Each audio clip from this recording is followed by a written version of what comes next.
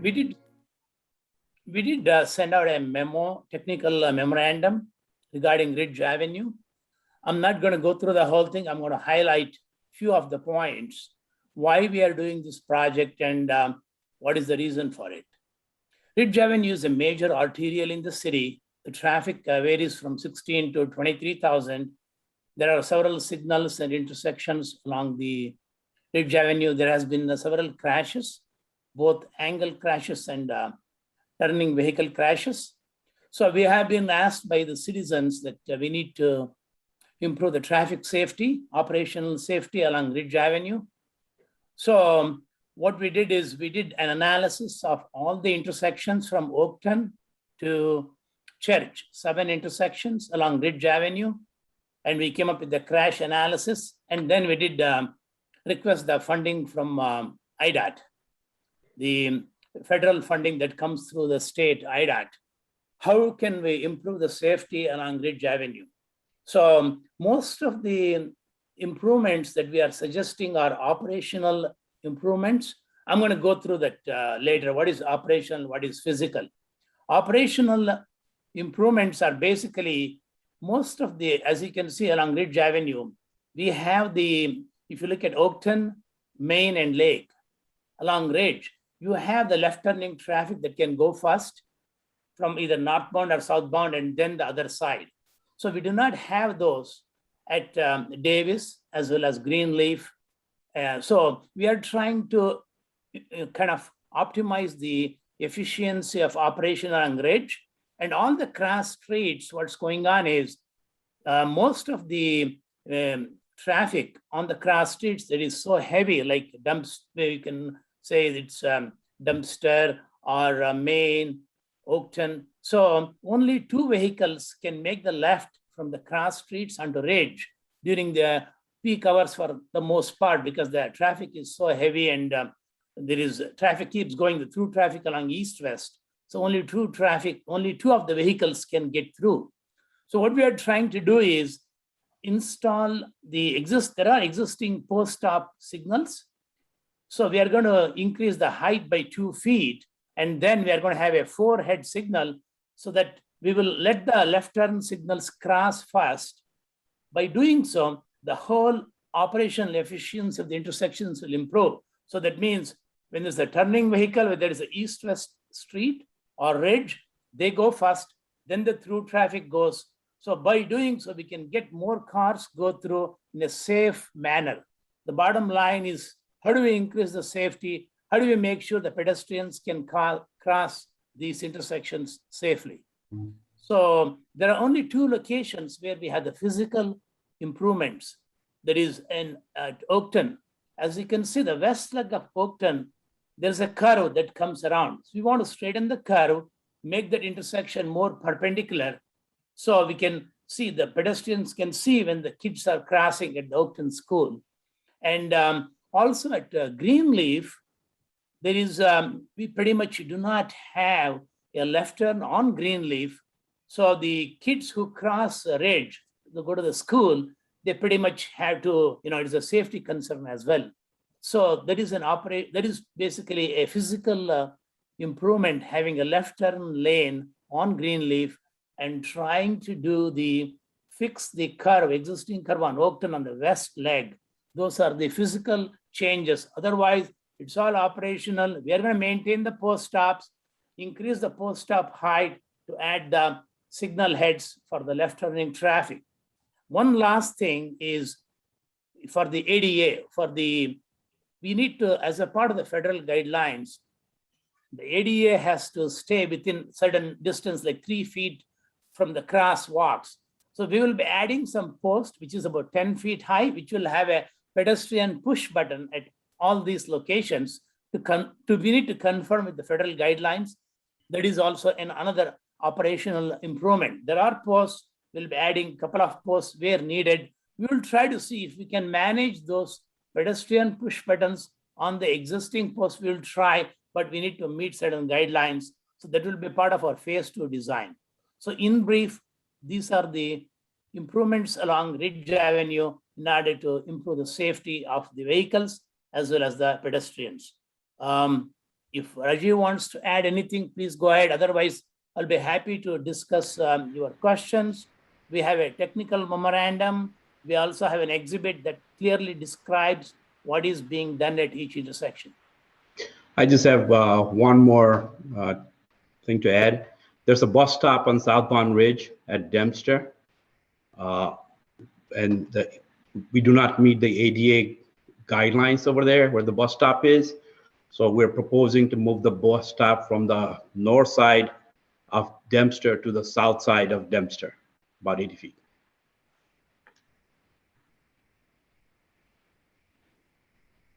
Are there any questions from commissioners? Can we clarify if this has any impact on the stone retaining walls that are along Ridge Avenue? No, we are not even touching any of the corridor. It is basically all the improvements are at the intersections only. We are not touching the wall.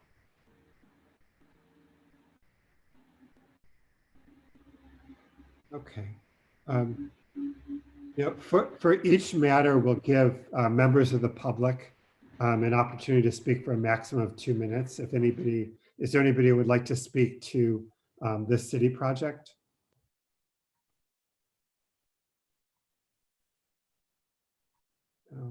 All right. Is there any commissioner who would like to give any comment to the city to consider incorporating? Any recommendations?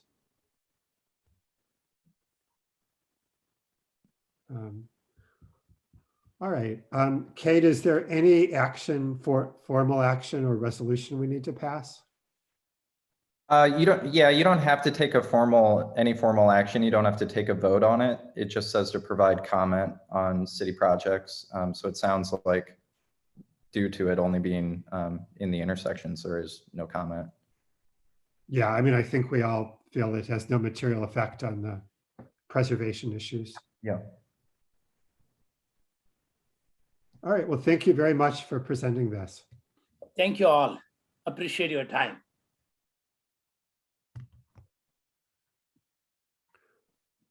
All right. The next matter of new business is 1232 Ridge Avenue in the Ridge Historic District, which is a landmark home. Who's here to present? I thought the architect would be here. This is Mrs. Berman and Roger Berman, the owners of the house. And is the architect, I'm trying to see if we can see him on the screen. He was supposed to be here tonight. Well, we could come back to this matter and give him an opportunity. My husband has to go to sleep early. He's the person who is in a wheelchair now.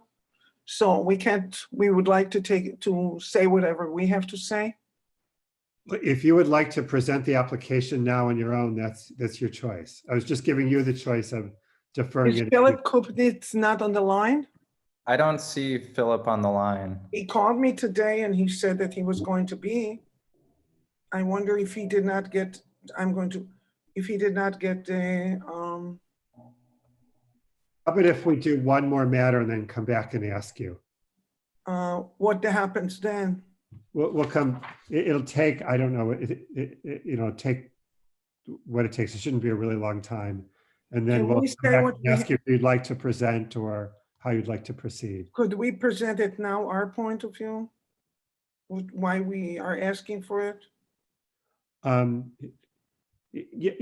That's your prerogative. You're welcome to, but you're going to have to, whoever's presenting is just going to have to take us through the most important part of the plans and show them to us. If you're prepared to do that, that's fine. Well, we are not prepared to report that, but we want to explain why we want it to begin with.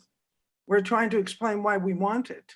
I think we probably know that, and it's probably what we probably need is a presentation of the particulars of the design. Are you aware that my husband had a head injury and he's in a wheelchair? And that we have lived in the house for 43 years and cannot access into our house? Yeah, no, we understand, and we very much understand that. We just need somebody to present more of the the architectural plans. Why don't we come back to you and, I don't think it'd be more than like 15 minutes. Mark, why don't you suggest that they try and call Phil Kupritz? I am trying to call him. Okay, well, We'll come back to you in a few minutes. We'll come back to you next. He called me in the morning. I don't understand. All right. Well, if I could ask if you would mute your microphone and then please call him and then we'll come right back to you. Okay. All right. The next matter of new business was 707 Sheridan Road in the Lakeshore Historic District. Hi, my name is Mike Hauser. Can everybody hear me okay? Yes. Okay. I'm the architect for 707 Sheridan Road. The project is a two-part addition to the rear of a residence, to the side of a residence. It is on Sheridan Road, and we are not looking for any kind of variance, et cetera. So this house was renovated extensively in 2003, and it is the same owner, but there is, just an evolution of use for the house. And these two moves that we're proposing here today are really just to maximize the use of the house and better align it with the current owner's use patterns. I'll start with the northern addition. That's the central, what you're looking at here in the middle of the drawing. On the top is the existing conditions. It has, on the second floor, there is a small deck that is accessible through a small bedroom. And that's really the impetus for this part of the project, is to make that room more functional, to give it some more elbow room. Right now, the room is 10 feet, a little over 10 feet in the dimension that we're increasing by bringing that door wall, the wall that you see behind the balustrade there, up to the plane of the lower level. We're repeating a lot of the same details that are common for material use and some of the relationships, including the flared water table. We've got window pattern and type repeated up above from what's below. This is partially, in response to the rest of the house, which in the turret to the right, you see the same approach where there's windows just stacked up on top of each other. So we have a little bit different roof proposed for this. It's not a segmented turret like the original, but it's just a gable that makes use of some of the more interesting siding patterns up above. The circular window there is repeated, on the right-hand side. This is kind of an echo of that.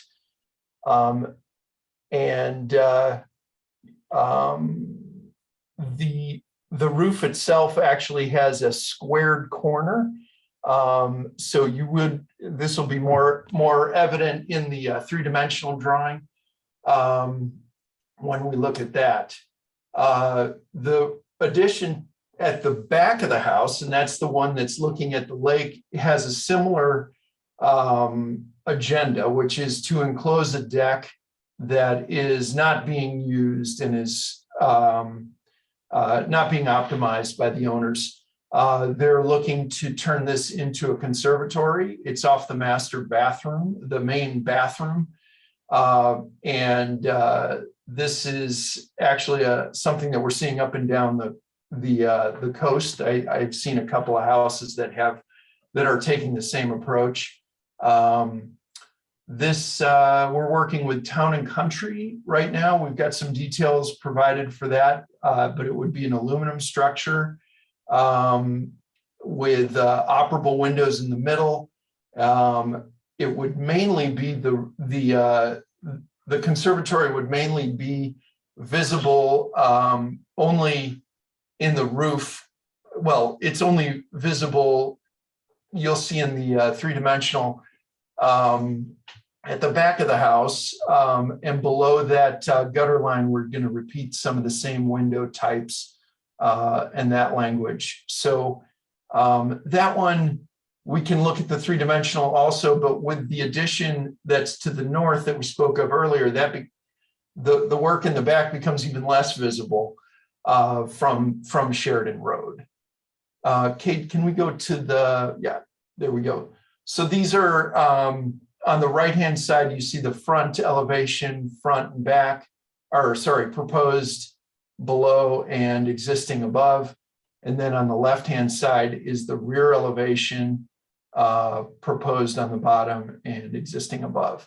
So you can see how we're continuing the structure up to a two-story height and repeating the windows and enclosing that area that is currently the deck on the right-hand side, so that the lake is visible from the bedroom itself, and that you don't have to go out onto that deck to see the lake.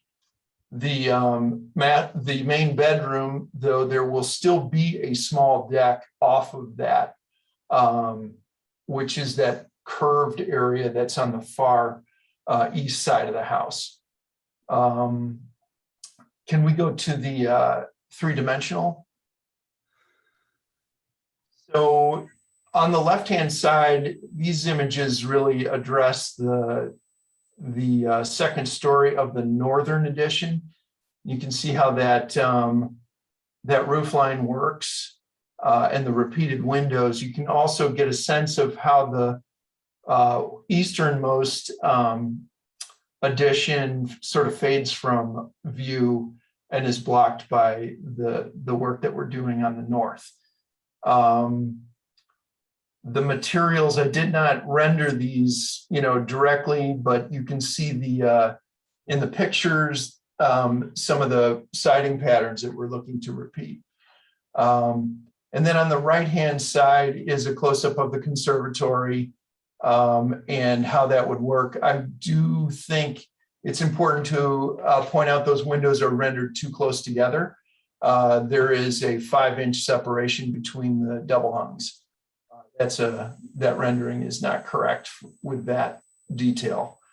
And then on the lower right-hand side, I just want to point out that little rounded deck that you see, that will remain.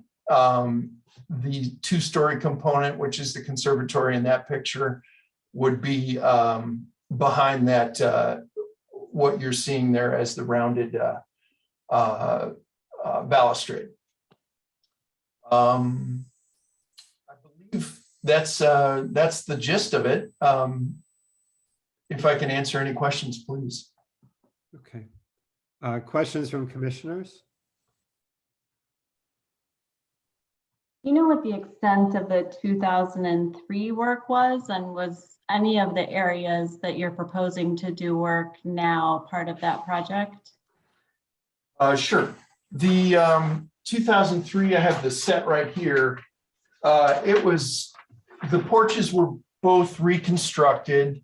It saw all new windows and movement of windows. They moved some windows around.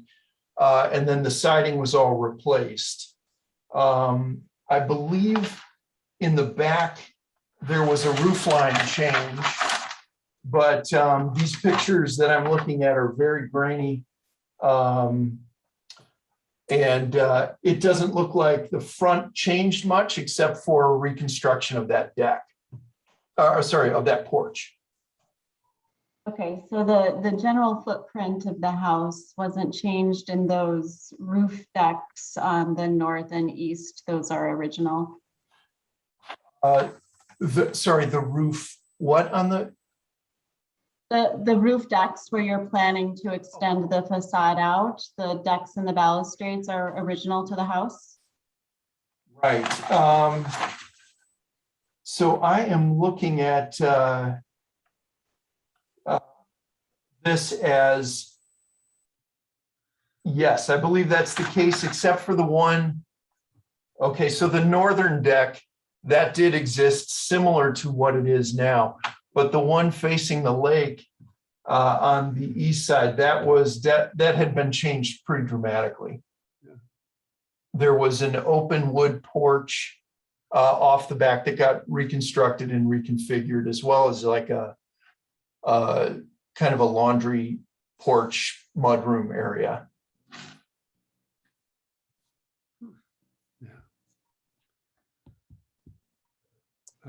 Other questions from commissioners? Yeah, I have a question. For the north porch, or for the north extension for that bedroom, and the new roof line there. Can you just walk me through what the thinking was to introduce the new roof form rather than kind of just extend the roof form that was there, since the same footprint is still there? Sure. Well, part of that is functional for an interior space for mechanical and some storage that was off of a bedroom that could be used a little bit more than the current roof structure. But you know, we walked through a couple different designs, and I think the segmented turret, we were looking to get away from that, actually.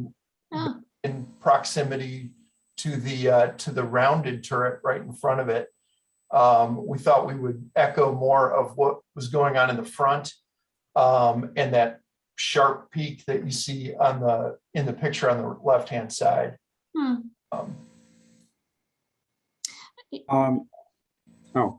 Yeah, I want to compliment you on a nice job. I think the work with the conservatory and the fact that you still have a balcony there works. Thank you for including the floor plans, which are not a requirement, but help us understand what you've done.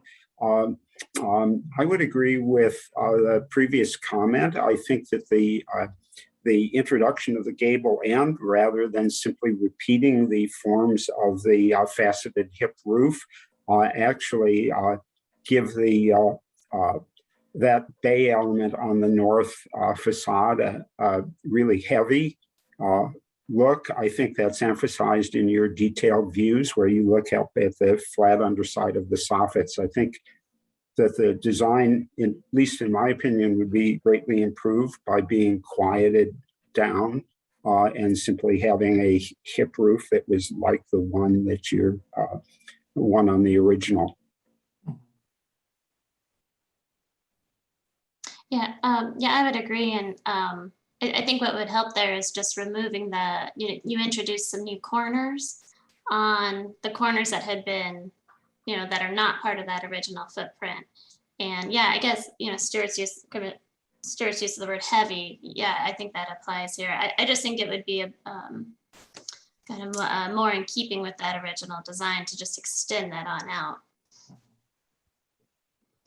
But that's just for consideration. All right. Is there any member of the public who wishes to speak on this matter? No, okay. Then back to discussion among the commissioners.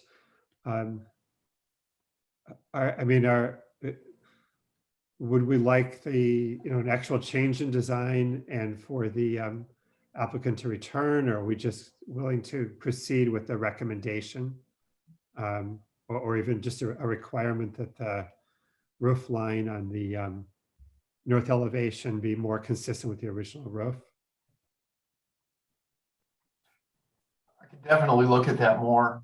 If it would help to send over some new renderings or pictures, that maybe we could work in a small group. Is that an option, or?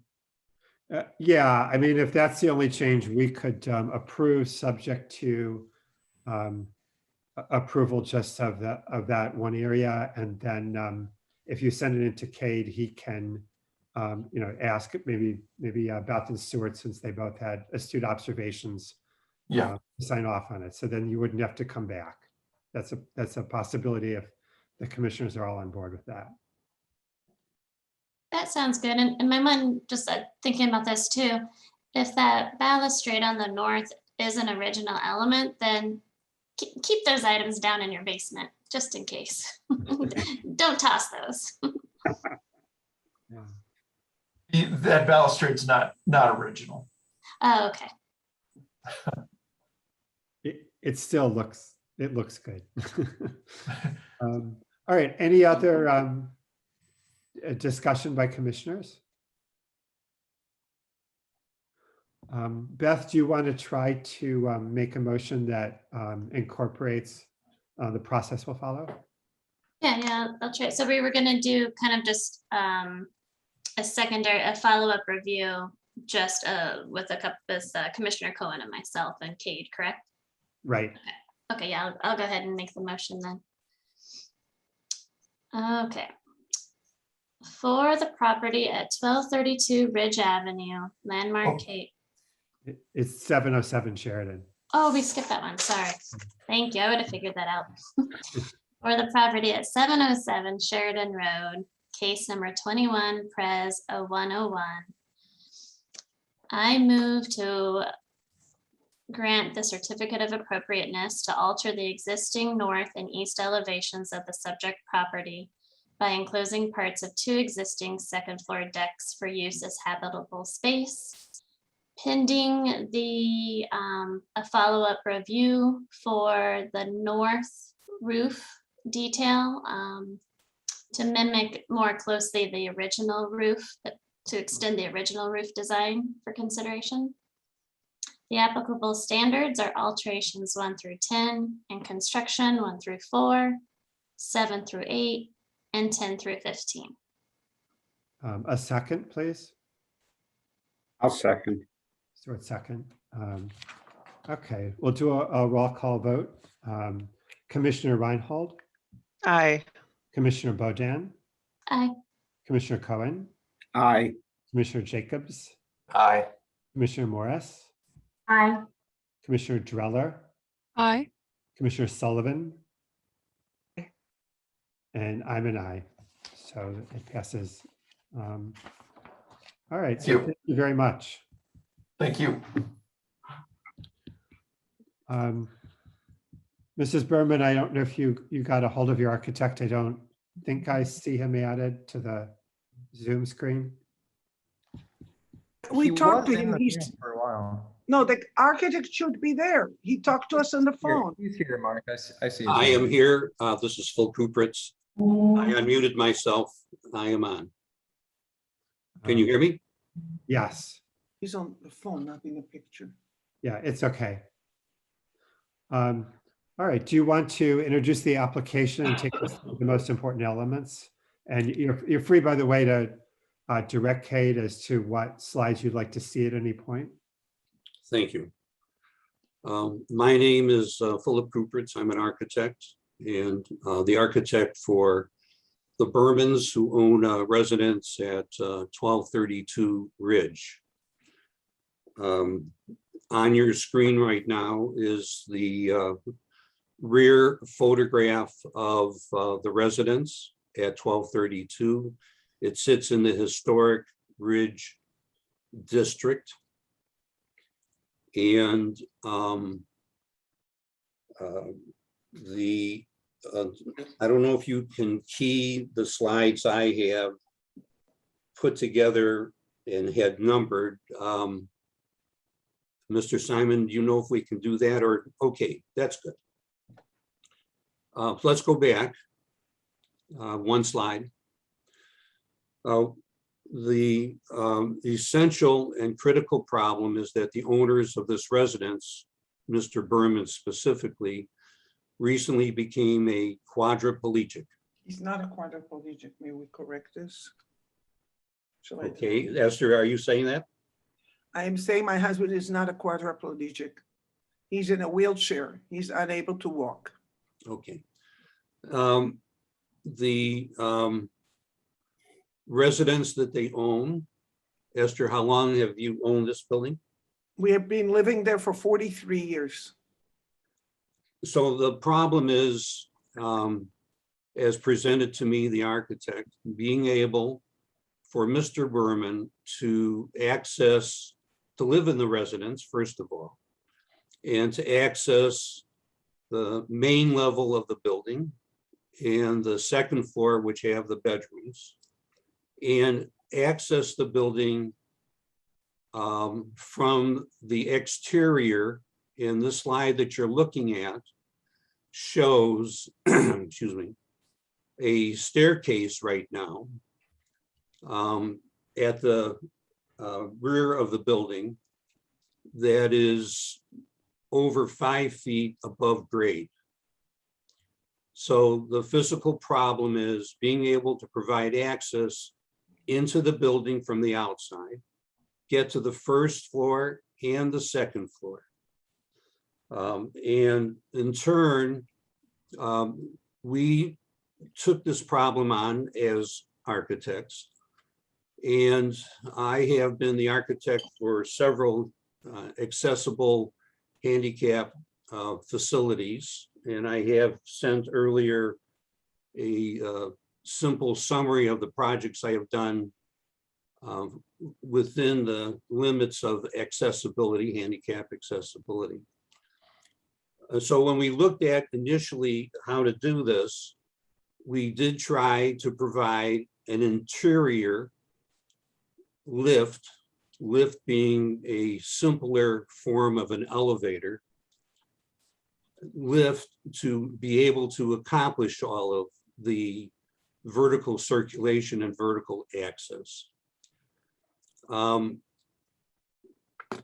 first study was to use a ramp to get from grade up 5+ feet to the first floor, negotiate through a couple of the rooms to get to a vertical lift that got you from the first floor to the second floor. And then of course it would work in reverse. Having done several ramps and also having been recently a paraplegic myself, I had a parathyroid problem, which gave me no ability to stand. I was wheelchair bound for a number of months.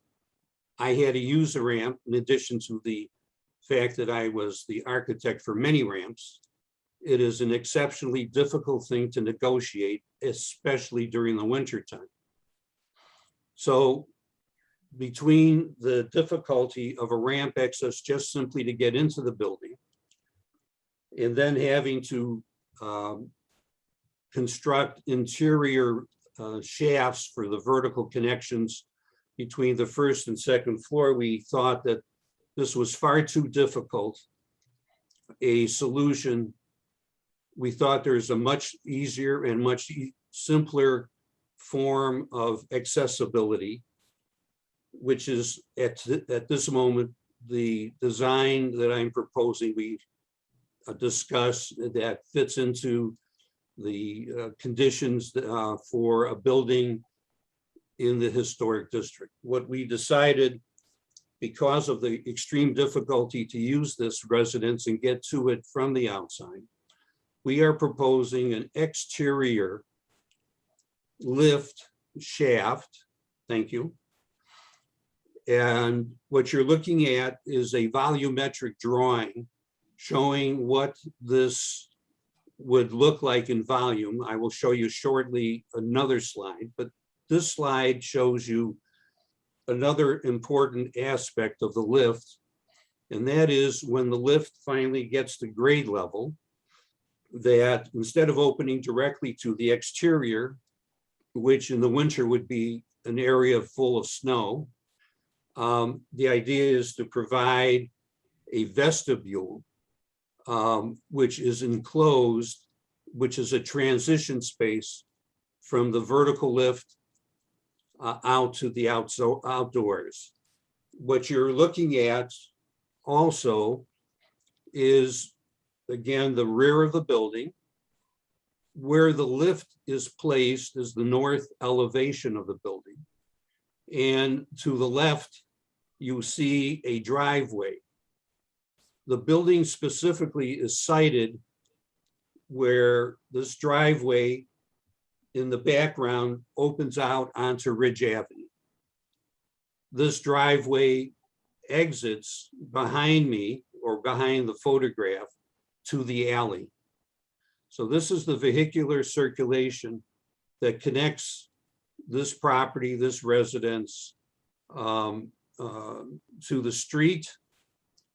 And where we are talking about putting the lift is in the least visibly prominent location, both for the site and on the building. This particular building has a range of character and design elements that are related to its design. We, looking at the back of the building, see essentially a building whose elevation has been remodeled. Let me point out some of the remodeling elements. We're looking at primarily the west face of the building. There is this elevated porch that these steps lead up to. That's a more recent constructed element, recent meaning prior to the designation of the district being designated historic. The left side is the north elevation of the building. And to the left is actually one neighbor, which is a synagogue.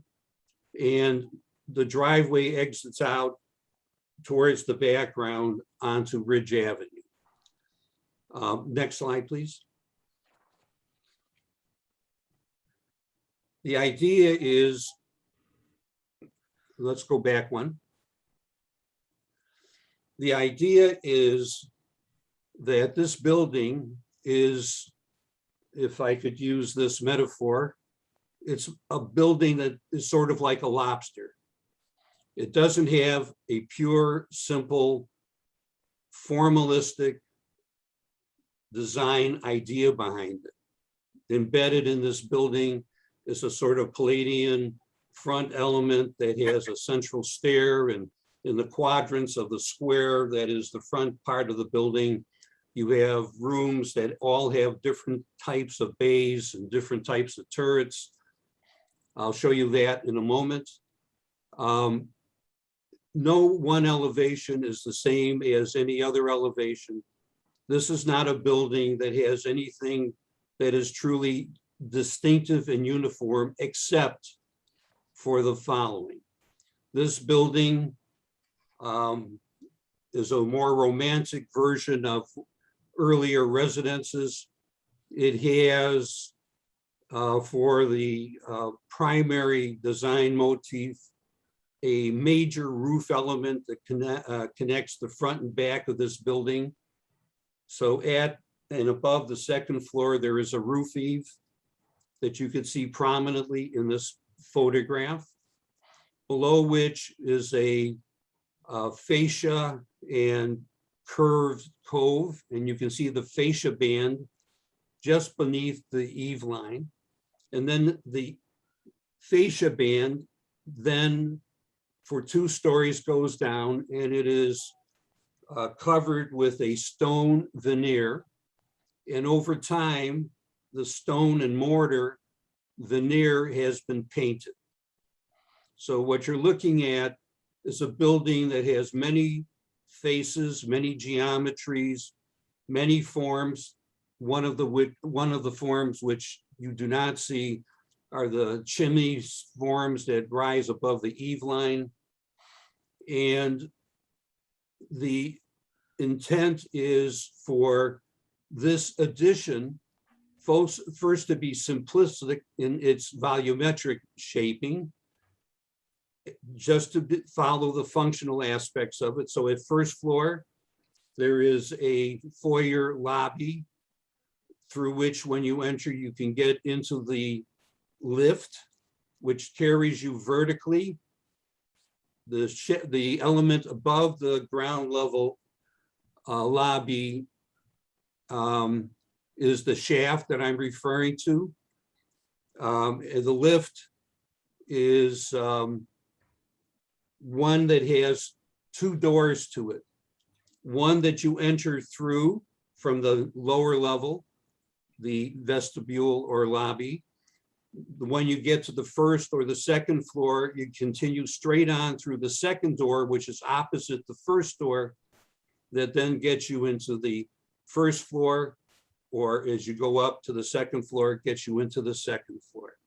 So what you're looking at is a minimalistic, volumetric description of the building. The idea is to, because of the romantic nature, the stone covering around the entire residence, to, at the end, create a stucco-like finish, in this case, hardy board, white, to be painted, and to, at the end, be painted the same color as the rest of the lower two floors of the building.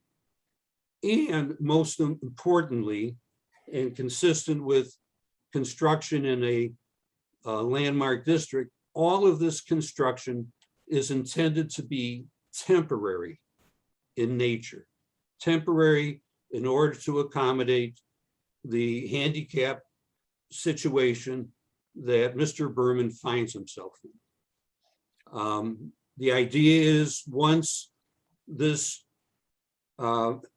construction serves its purpose, when it's no longer needed for accessing the residence, the idea at the end is that it's removed, it's taken down. Can we go to the next picture, please? Let me go again one picture further. And one more. Okay.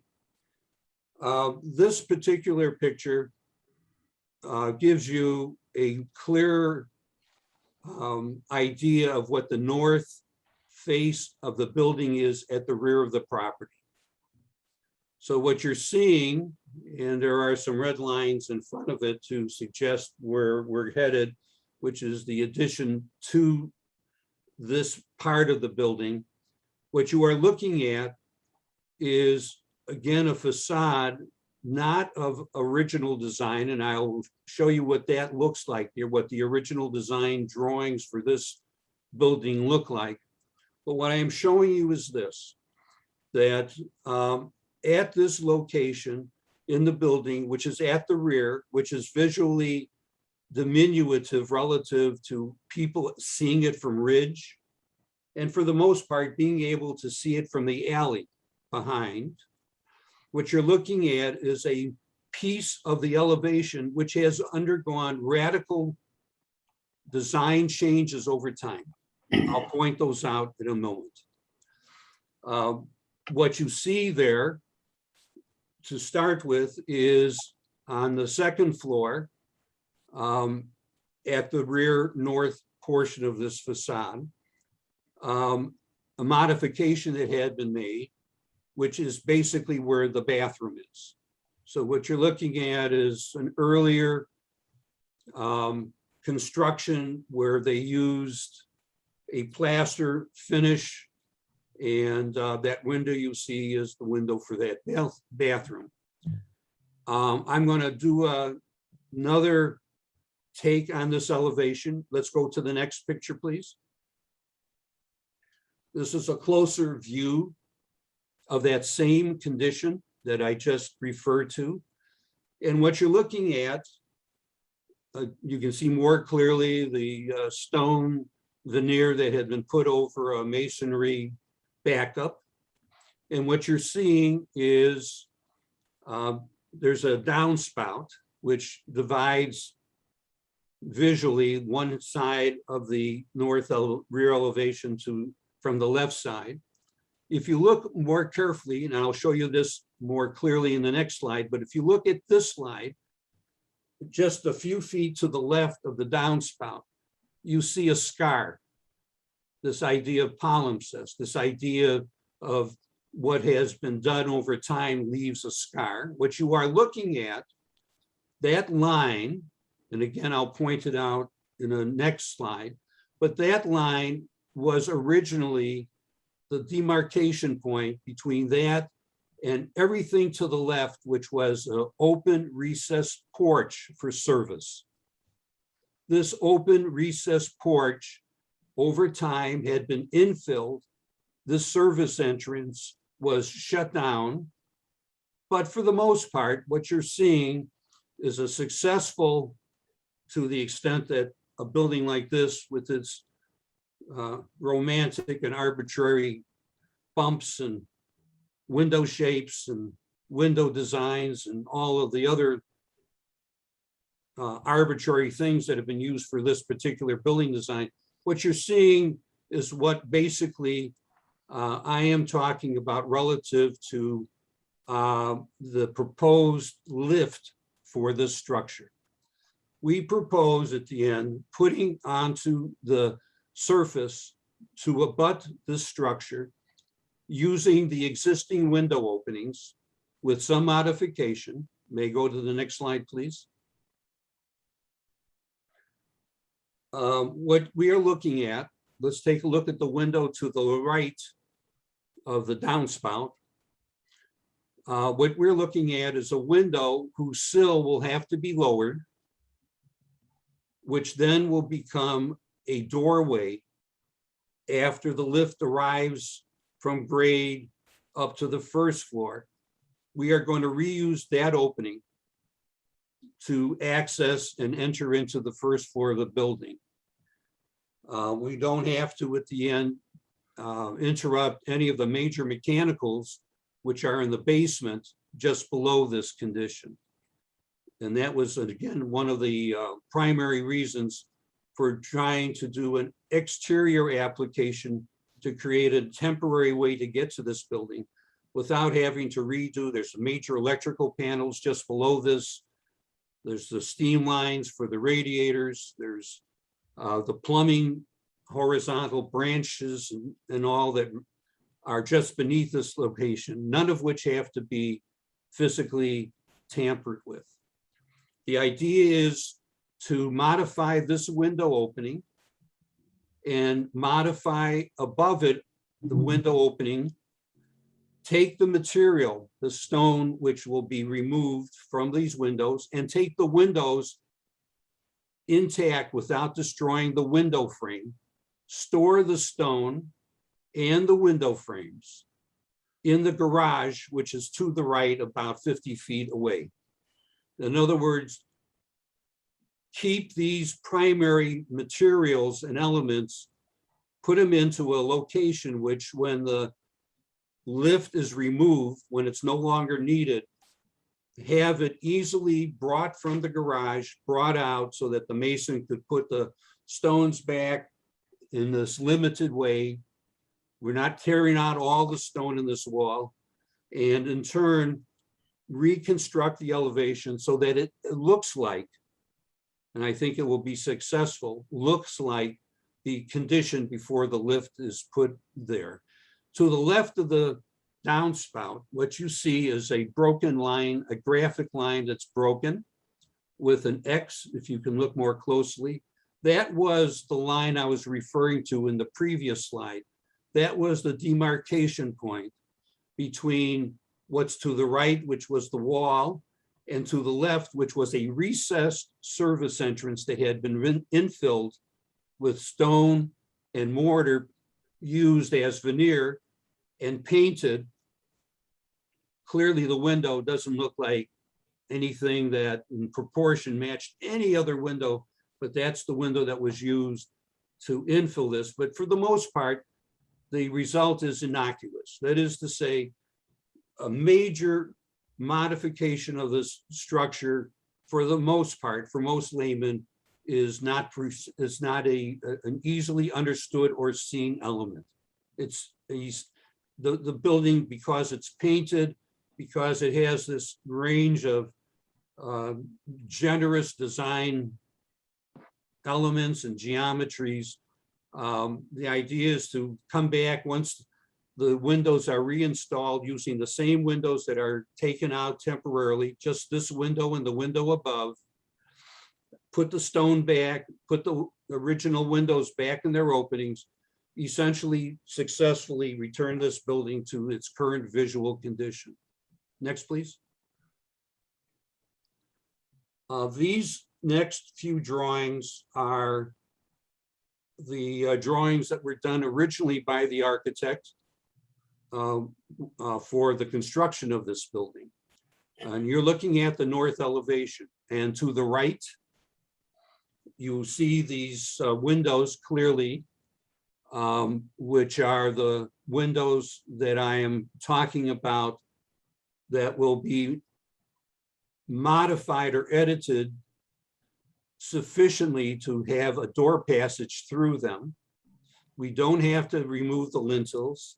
There's enough height and generosity in the construction of those for us in a simple way to add a vertical exterior element that will be simple in its texture. It'll be hardy board, a plaster board, painted to match the color of all of the stone and mortar stuff that is throughout the base of the building, to at the end allow us to match what's here now and fit what you see. And let me point this out, the romantic nature of this building, one that doesn't seem to have a primary design motif other than the eave line, below which is the stone, above which is the roof. You can see, and I'll show you in a plan drawing shortly, every corner of what was a Palladian plan has a different shaped bow window or bay window. There is no consistency whatsoever as it erupts above and goes higher than the eave line. You see, again, a whole new idea for each of those turrets in terms of roof geometries. You can actually see in this particular picture some of the chimney elements which are sticking up above. So I just would like to point out that what we are proposing is a lift shaft that doesn't penetrate, does not go higher than the eave line. We're staying below the eave line. We're not challenging any of the other aggressive, romantic gestures of bay windows and turrets and roof shapes. We're keeping the geometry of this minimally within the volumetric shapes that are needed to create this lift. Next slide, please. This elevation is the opposite of the elevation we just saw. This is the south elevation. Oh my God, I see a few new shapes and a few additional crazy, wonderful gestures. Throw design rules away. There's a greenhouse there. There's a pointed conical roof turret shaped, and then you've got a gable and so on and so on. Next, please. This slide, although not as clear, this is the primary architectural statement of the building in terms of vertical design. This is the front elevation of the building as you can see it from Ridge Avenue. And again, what you're looking at is a range of design elements across this facade that do not in any way echo, other than through its arbitrary set of shapes, what's going on in the north, which is where we're putting the lift addition onto, or anything on the south, which I just showed you. And it certainly is completely different than what is currently on the back of the building. So having made this particular point, let's move to the next slide, please. There is a set of details and drawings that accompany this. We have put together a design package, and we've also put together a construction set of drawings. Separately, I have uploaded the construction set Some of the drawings I will show you in a moment. And what we are requesting this commission to do is to approve this design, which is for the addition onto the building on the exterior of a temporary construction that would allow for a full handicap accessible use of the residence that will be removed when it's no longer needed. And that this is in full keeping, the addition to the building is in full keeping both in terms of placement. And let me point out, you'll look in the left-hand side of this drawing, you will see a site plan and an aerial photograph. Photograph is below, the site plan is above. To the right is Ridge Avenue. To the north is up or vertical relative to the site plan. And the photograph, on the north side, you see the road or driveway. And then you see that darkened element, which is where the construction for the addition is proposed. That driveway continues on, and what you see is a rectangular element parallel to the rear property line, and that's the garage as it exists currently. When you look below at the photograph, you'll see a roof, again, that is varied in design and its complexity. It is whatever arbitrary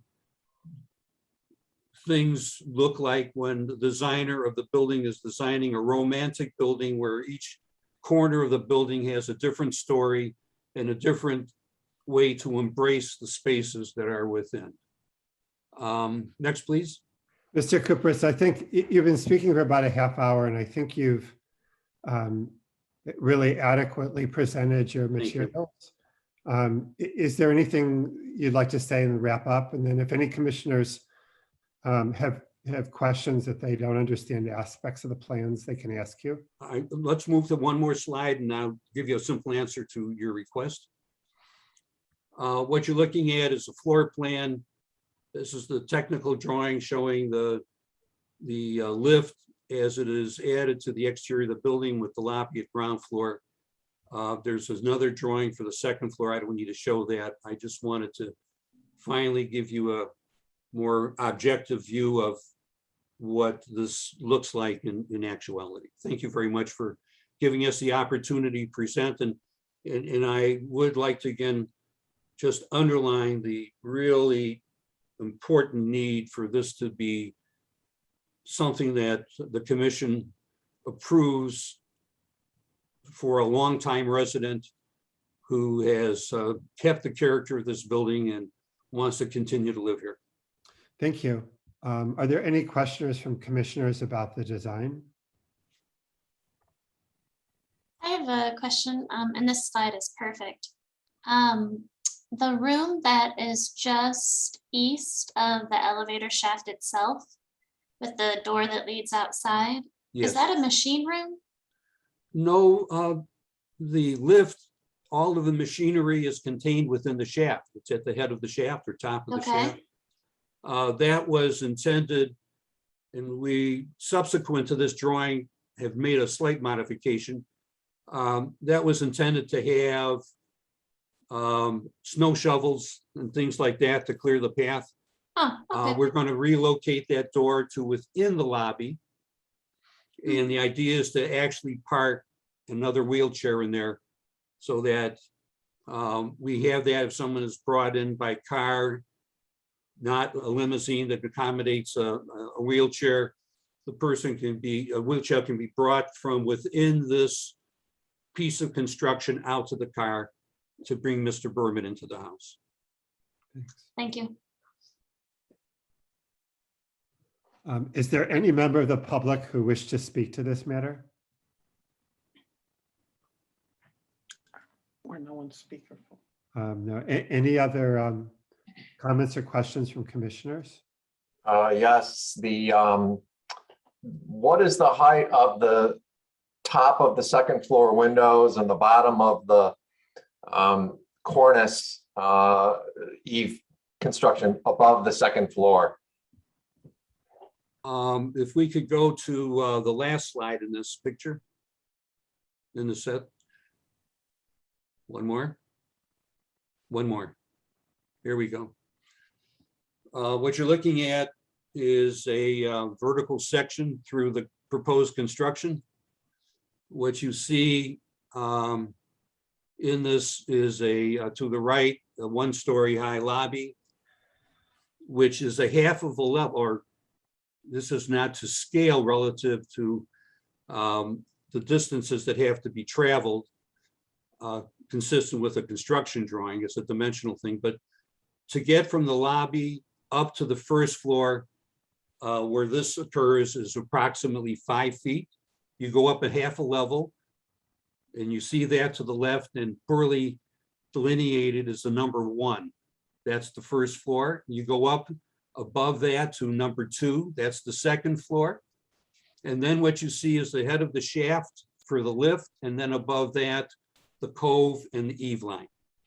So the distance between the roof of the shaft and the actual eave line is roughly 2.5 feet.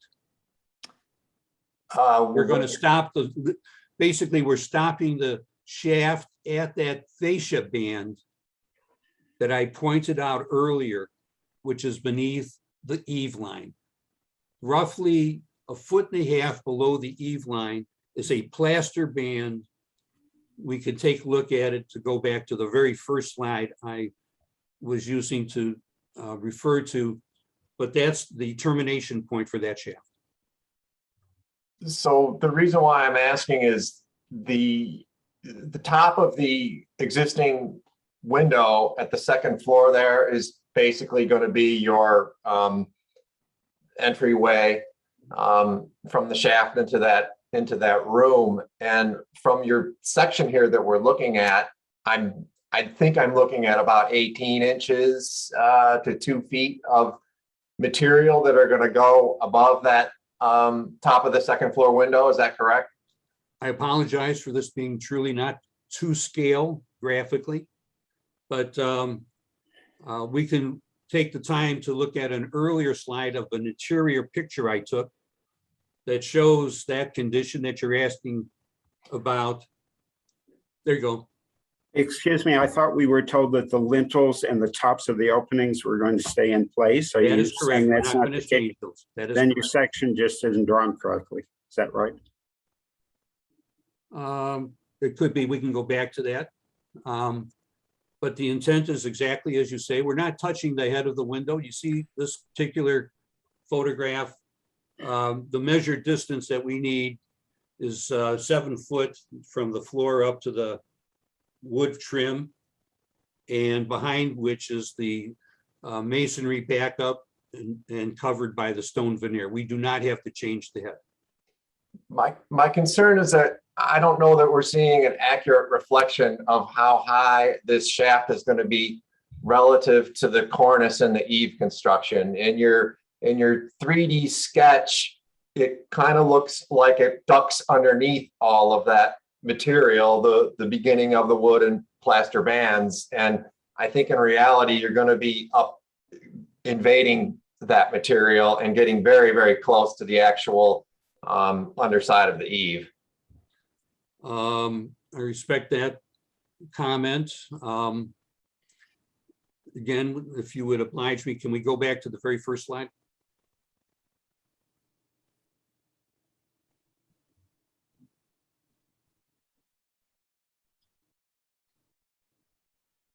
There you go. There you go.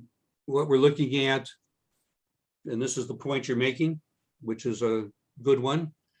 You see just above the shaft as I have drawn it, that volume, you see this plaster band that I am talking about. As this was originally drawn, the fascia for this roof to terminate the shaft followed the head of the window, which is below this band,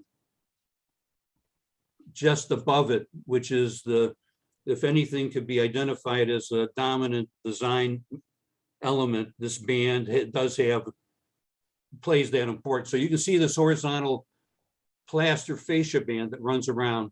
We have more than enough room to terminate the shaft and not conflict with any of these roof design elements. Is the window on the north side of the house where the shaft is going at the same height as the window on the west side that I'm looking at right now? The answer is yes, and we can go back to another slide where I can show you that, but the answer is yes. You know, can I add something here? John, thank you for pointing out that the drawings don't correspond to one another, but I think that there's a few important things that need to be said here. Firstly, that the Bermans should be allowed to add an elevator because of the need for one. Secondly, that I think most of us understand the cost expedient of and the ease of adding it on the outside, which does the minimal harm to the interior of this landmark house, which, by the way, is by a significant Evanston architect, Jennings. Phil has made the argument that he's made two arguments. One that the house is so varied in its elements that it really doesn't matter what he adds on to the side. It'll just be one more element. Although he does point out that the porch on the back is an addition where the architect seems to have made some effort to make it have a relationship to the house. Lastly, twice Phil has said that that the addition is temporary, that it can be removed when no longer needed. I'm guessing the addition is in the range of $100,000 or more. And my question would be, who's going to remove it? Are the Bermans going to remove it when they leave the house or sell the house? What assurance do we have that somebody will come and spend the money to actually restore the house and remove it? Because it doesn't seem like that's part of the scope of the work or what the Bermans are pledging to do. Having said that, the drawings and the three-dimensional renderings do not seem to meet any of the criteria that we've established for additions and how they might relate visually to landmarked houses.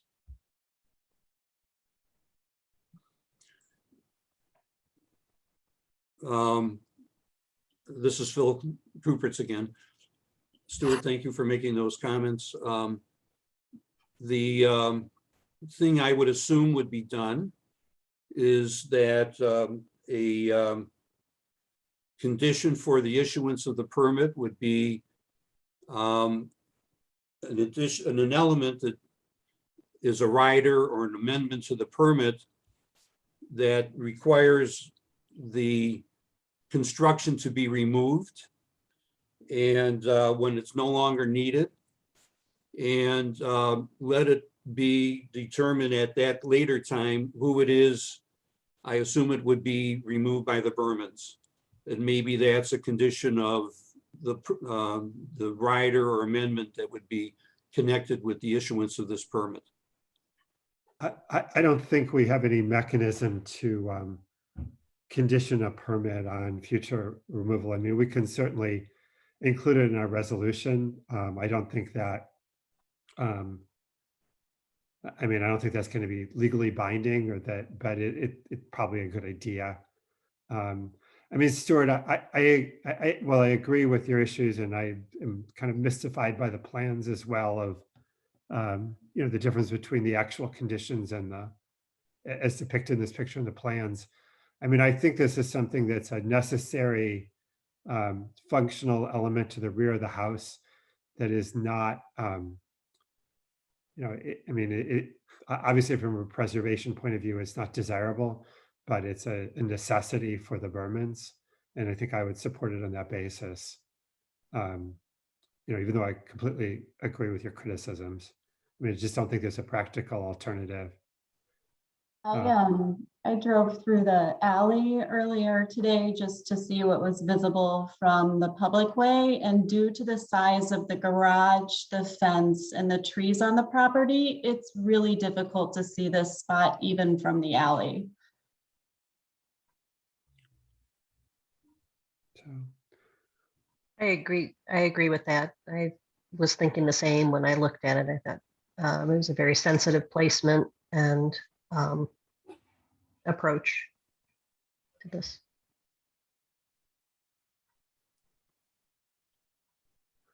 all right, any other input from commissioners or either comments or questions? Can we add a comment, the Bermans? Sure. Thank you. Thank you for all the details. We wanted to add that this suggestion to do this was with great sensitivity to the interior of the house. We have hosted over the years many events for many years ago for the Preservation League. And we're very proud of this house and would love to stay in it. This elevator was an answer to, because it's really facing only a building that no one really except the janitor see it, which is the synagogue. That's the backside of the synagogue. And also from the alley, it's not too visible and was going to be finished properly. We felt that, and at great cost, much beyond what we ever expected, but we never expected Roger to fall on the sidewalk and have this disability situation now. So this was for us a way of not defacing any of the interior, keeping the exterior as much as possible as it was, and being able to stay in the house we love and to live here for a long time. We don't know what other answers there are. And I don't know what kind of cost somebody else would spend on in a situation that we are. We're really trying to go all the way, and we would like the Preservation League to be also sensitive to our needs and us as human beings. And as Evanstonians for 43 years, our families lived in Evanston before. And Roger graduated from Northwestern, his mother graduated. We have had a history with Evanston for many years. Our son graduated from Evanston High School. Please don't push us to sell this house and work with us, because we would like to go back home to the house and live there. At great expense, we're now at Davidor, which is a rental building. We cannot enter the house. We cannot live in it. We can enter it now, but we cannot live in it because Roger has no access to the bedrooms on the second floor. I would like the Preservation League to consider all that and all the trouble we've been going through since July to make this the perfect way of keeping the house still beautiful and living in that house for many years. So I hope that's what the Preservation League committee will do. Roger, do you want to say something? For being a disabled person, I find it really incredible that anyone would want to prevent me from entering the house and living there. As my wife said, we've lived there for 43 years, and I love this house. It would be devastating for me never to go back into the house. So I appeal to you as a disabled person to help me to achieve my my goal of returning to the house and living in it and retaining the character of that house, which was as it was built. And I thank you for your consideration. I would love to say something to my fellow commissioners. I, for one, will vote to approve this project.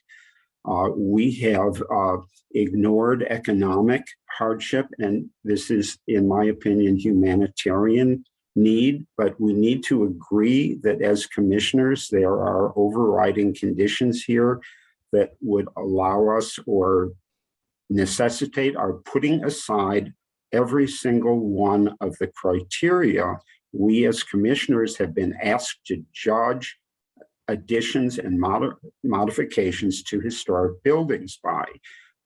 Further, I would like to say to Phil that the purpose of the three-dimensional renderings that we have for several years have asked architects to submit, or three-dimensional representations, is for the non-architect members of the board to help them understand visually what an addition to an existing structure is going to look like, and that sadly the drawings that you submitted as volumetric representations, well,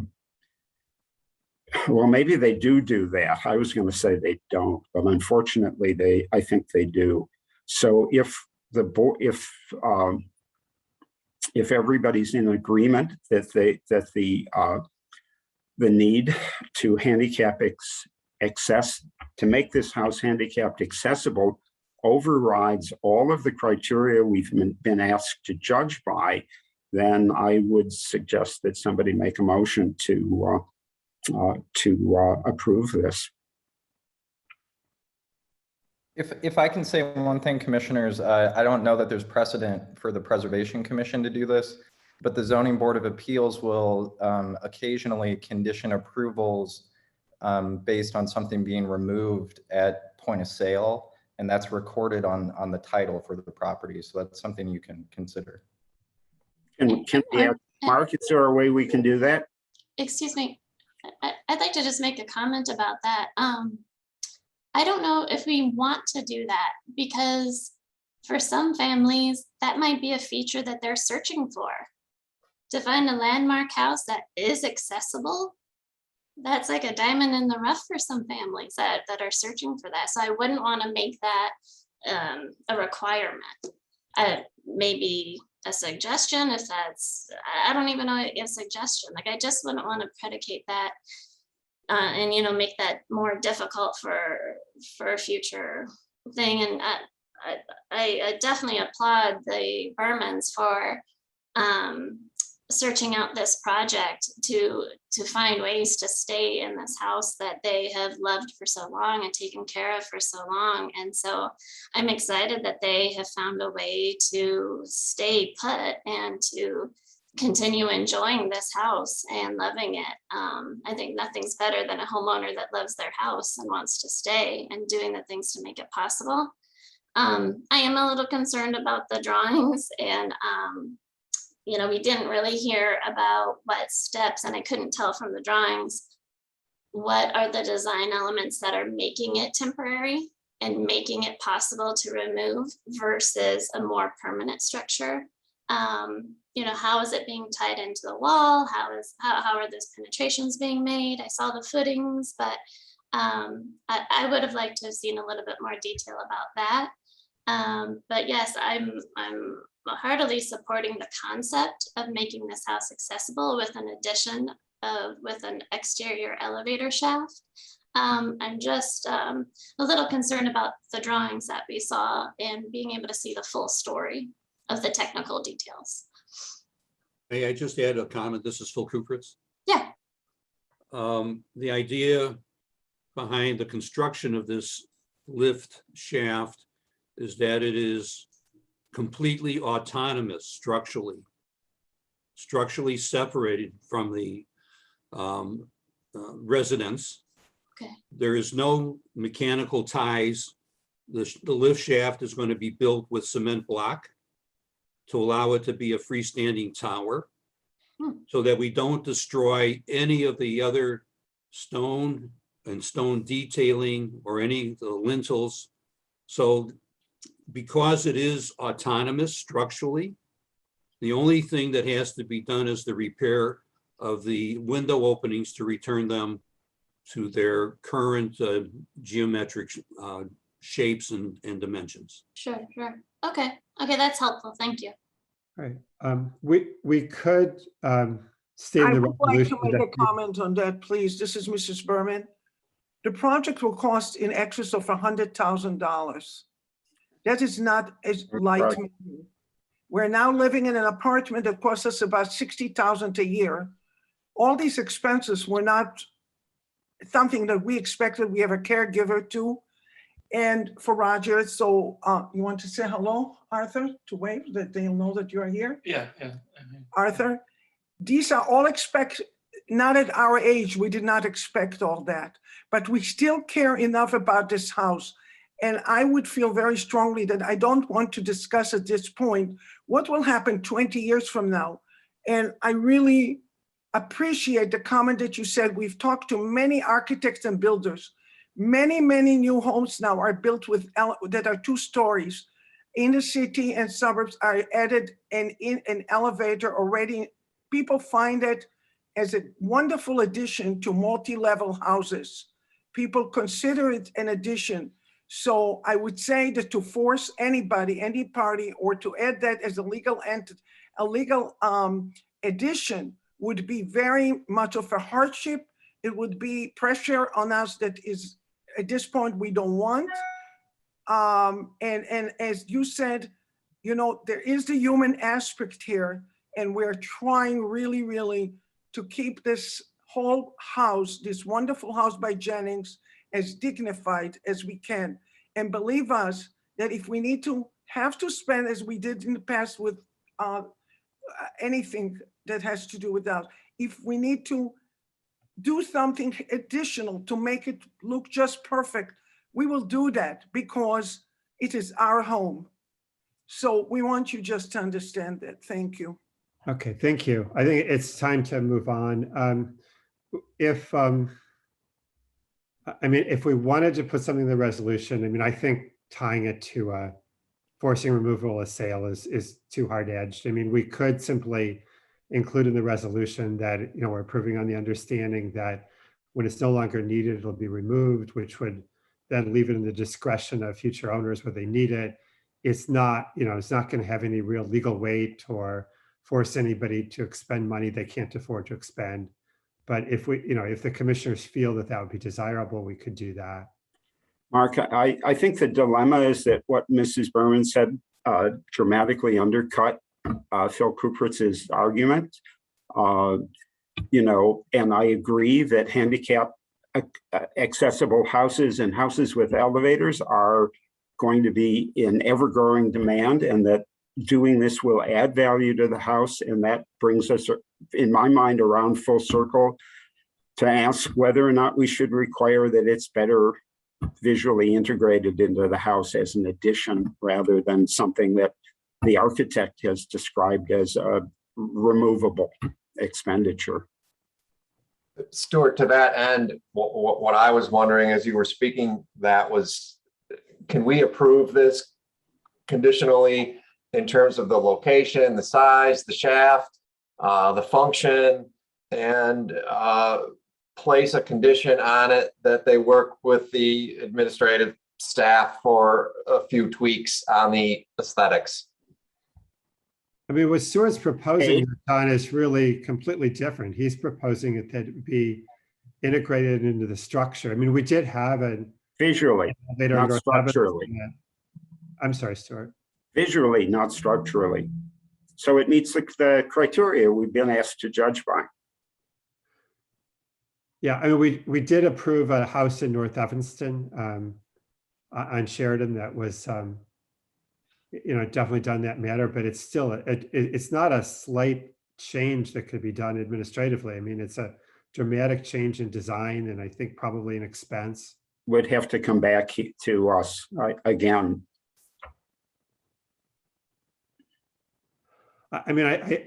Stuart, you would know better than I would, but I think based on the other project we saw, the expense of doing that is a great deal more. I don't know, but if somebody wants to make if somebody wants to recommend it or make a motion that it be approved for a certificate of appropriateness, then they should go ahead and we can all decide how we want to vote. Okay, great. Mark, I just have one question real quick. Is there any way, and Cade, maybe you know the answer to this, can we maybe make a recommendation that they document the existing facade before they do any of the work, just so that it can be put into a file somewhere in case somebody wants to come back and restore these elements? Yeah, you can add that condition. I think that's been done in the past, not, I think we've made that recommendation in the past, Mark, with photographs and maybe some drawings, that they document the original facade before the work is put in place. Yeah, no, I think that's great. Great idea, because it is a landmark. Great idea. Yeah. I mean, if want to make one more suggestion to my fellow commissioners. Is it possible that we can, first of all, I want to say for the record that I don't take any issue with the location, the massing. I think it's very sensitively located to not be on the main elevations of this house. Can we make a motion to approve this in terms of its footprint and location conditionally, so that they can get a partial permit going on the foundation and the excavation and the main body of this, and ask them to come back on the real aesthetics of this, what could become a permanent structure?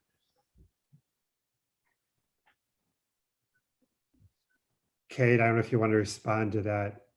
yeah, I think you could have them come back, I guess, we could review in more detail, perhaps the fenestration at the first floor and maybe the cladding that they're using and what that might look like, and maybe some details at the roof line that could better mimic. And my reasoning for that is I know winter is coming on and the ground's going to get cold, and I know these folks have been waiting a while, and there is real hardship here, and I want to get them back in their house as soon as we possibly can. If we still have objection to the aesthetics, is that a direction?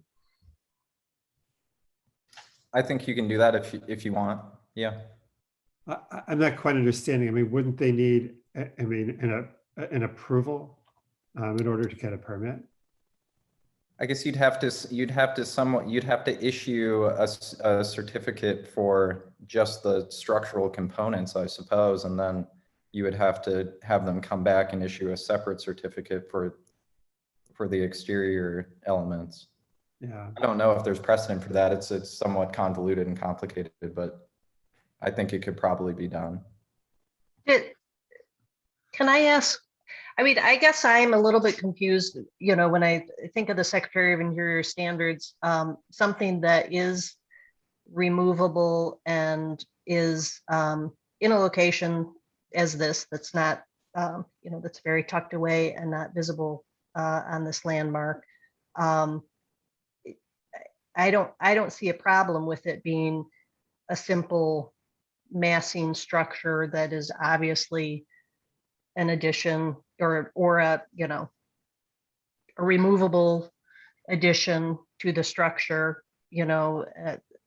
that goes along with the standards. It's going to be a simple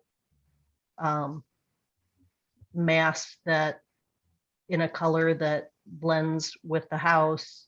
I guess I'm confused at what more we want to see in this, what kind of embellishments or whatever do you want them to put on this to make it, I think we might at this point be making it a little bit more complex than need be. I mean, I guess maybe we could have an administrative, like conditioning on an administrative final look or something like that, on those features of it.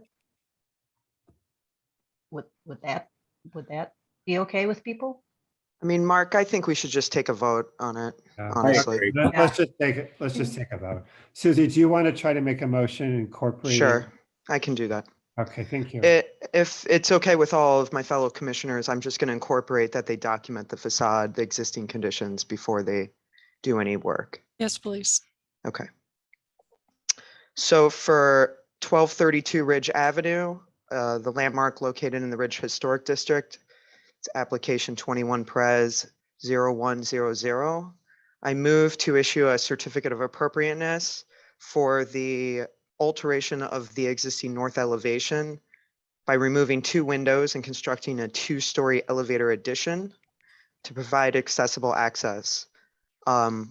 With that, we also would like to make the requirement that the existing facade is documented before any commission or any construction takes place. Applicable standards include alteration 1 through 10, construction 1 through 4, 7 through 8, and 10 through 15. Okay, thank you. Roll call vote, Commissioner Reinhold. Aye. Do we need a second?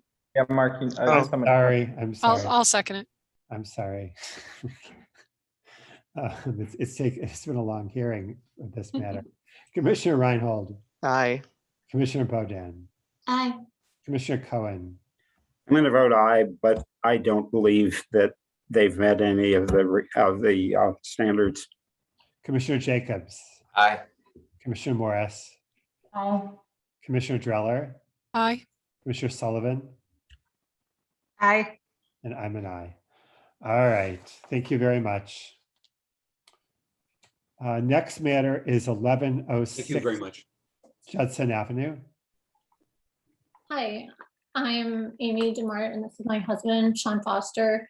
We are the new owners of this 2-flat. It was built as a 2-flat, and we intend to live in the upper unit once we are finished making some renovations. So what we are asking for is to replace the existing windows, not all of them, but many of them, with wood-clad fiberglass or fiberglass-clad wood.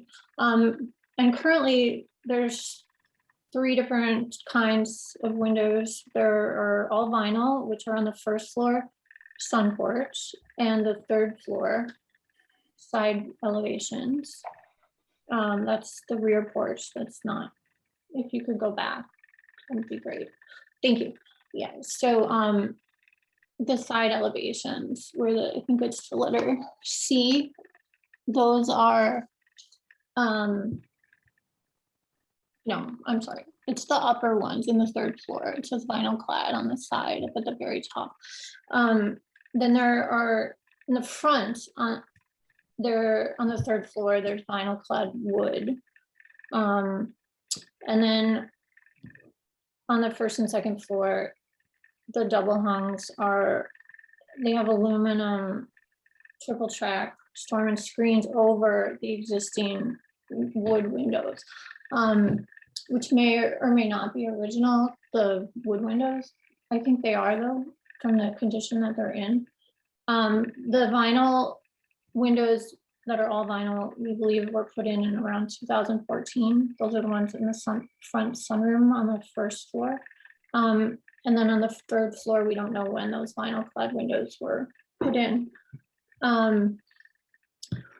So because there are different materials used, we'd like to unify the house, the presentation of the house, by using one material, which is wood clad fiberglass clad wood, which is it's a better product than what the vinyl that has already been used. The replacement windows were made of vinyl. It's better suited to the house. It's more durable. It's impervious to decay, insects, and corrosion. Fiberglass is more energy efficient in that it has low thermal conductivity. And with increasing climate change issues, the variation in temperature that we get here in Evanston is, it ranges from very hot to very cold. And there's no shrinkage. The glass stays sealed because the fiberglass is not impacted by the temperatures.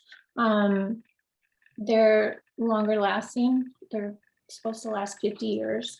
They're paintable and they don't dent. There was a lot of hail damage last year, which we experienced and had repairs to make, and we don't believe that that we'll have to do any work with the. Yeah, with the increasing what appears to be increasing rate of hail that's occurring, at least in my observation, that and insurers are no longer covering hail damage in a lot of cases, so the fiberglass holds up better against that. I guess we're not sure what.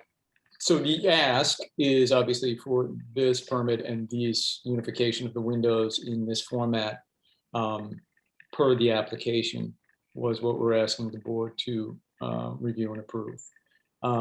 We're not architects. So any guidance you can give us as to what we need to talk to you about, we would greatly appreciate. And I guess I would leave it at where Amy walked us through. I think our main issues generally are being able to view the windows. I mean, generally we ask, when we're meeting in person, we ask people to actually bring in the window. I know. So we have sorry, Mark, I was gonna say, we have a presentation. Are we able to show you some other documents? Yeah, and I think, I know there were a ton of just drawings of kind of specs of windows, but I think the larger concern will be just what the window product is, and exactly what the windows will look like, this Marvin product. Great, and if you can go to those, I think we weren't entirely sure what objections we were trying to ameliorate. So that's all the window specifications. Do you want to just go to the PowerPoint and walk through it? Yes, but I wanted to say, so the product we'd like to use is Marvin. It's the Elevate line. I'm not sure if you can see. So you're gonna hit share. You should be able to share your screen. I'll stop sharing mine. 1 second. So go there. Sorry, guys. I'm sorry. So you want to share.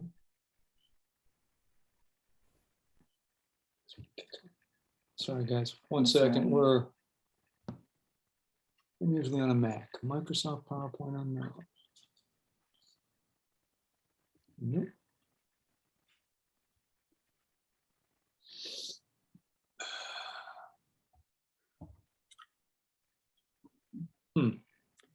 Sorry, one more try. Is it worth saying that many of us are familiar with Marvin Windows, that you've made a good choice, that it's a good, not inexpensive product, and that the clad lines that they make are durable, and that for us, I think the issue is really what the replacement window looks like in relation to the window that it's being substituted for. And for the most part, the Marvin profiles look very much like the older windows that they're used to replace. Thank you. Yes, Stuart. We're just trying to get this picture up. Sorry. Well, I thought I'd fill some space and say something positive about what you're doing. It's asking us to open system preferences, which is confusing to me. Yeah. Kate, while they're doing that, I'm sorry. While they're doing that, I'm trying to reach you via email. If you wouldn't mind, just if you can, Kate. If you can. Okay. Sorry. Oh, sure. Yeah, sorry. Yeah, I'm just trying to reach you via email since I can't chat with you. Got it. Don't know why it's wrong. I'm not sure why we can't share this. It needs some permissions. So here, hold on. Oh, yes.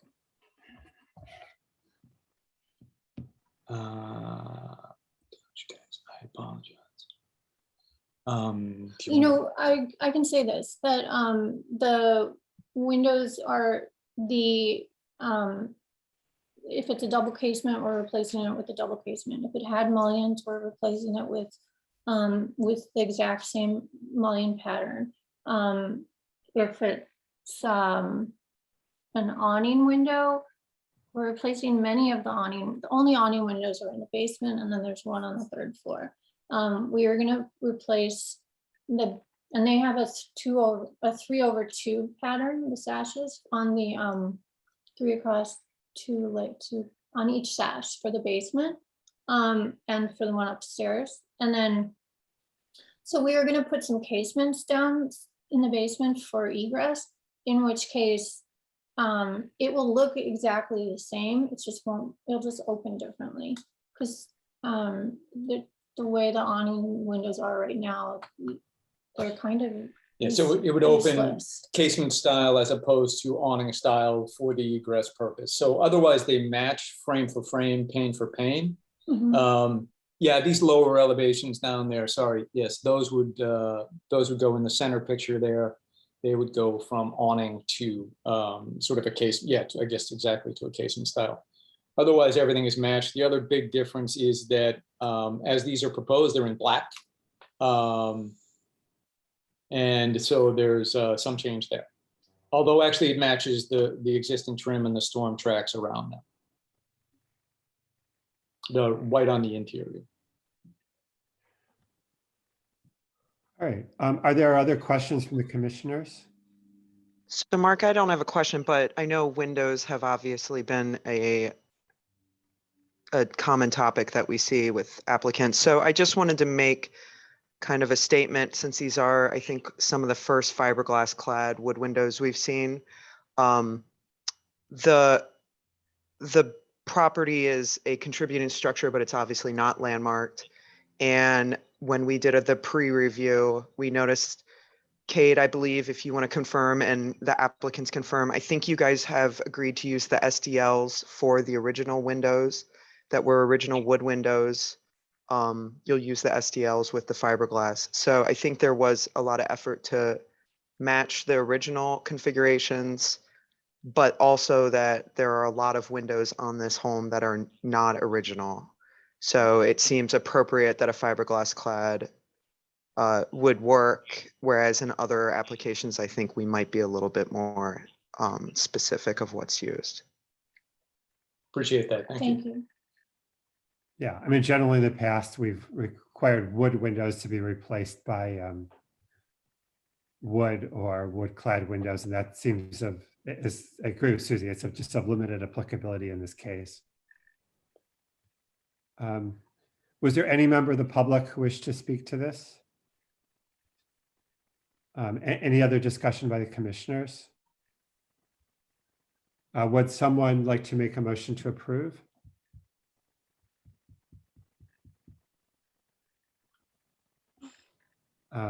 Sarah, I see you at the top of the screen. Would you like to make a motion to approve? You're muted, though. I actually would be happy to, but I was looking for the text to read. Kate, can you?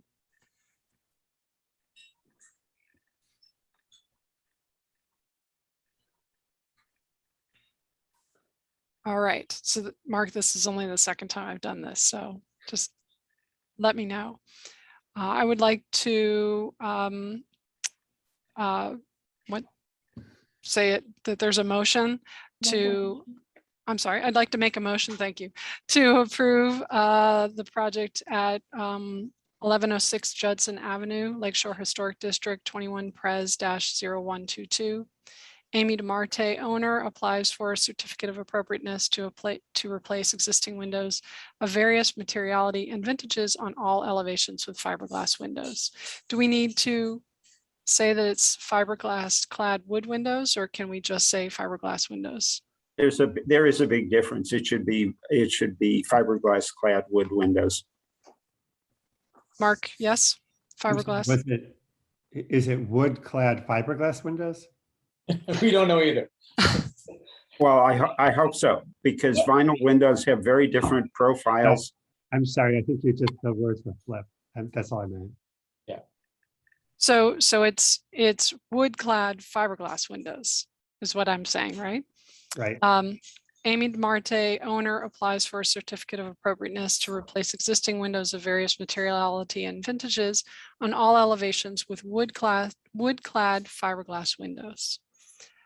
Applicable standards, alteration 1 through 10. Okay, and is there a second?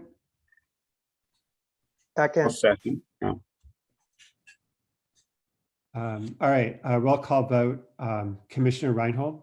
Aye. Commissioner Bodan, Aye. Commissioner Cohen, Aye. Commissioner Jacobs, Aye. Commissioner Morris, Aye. Commissioner Dreller, Aye. Commissioner Sullivan, Aye. and I'm an aye. Thank you. Thank you. Appreciate it. So, we had basically had a rule change a few months ago that the meeting was going to last more than 2 hours. We would have a 5-minute break. So it's 8:49. Why don't we come back and restart at 8:55? Sounds good. Thank you, Mark. Thank you. Thanks again, Commission.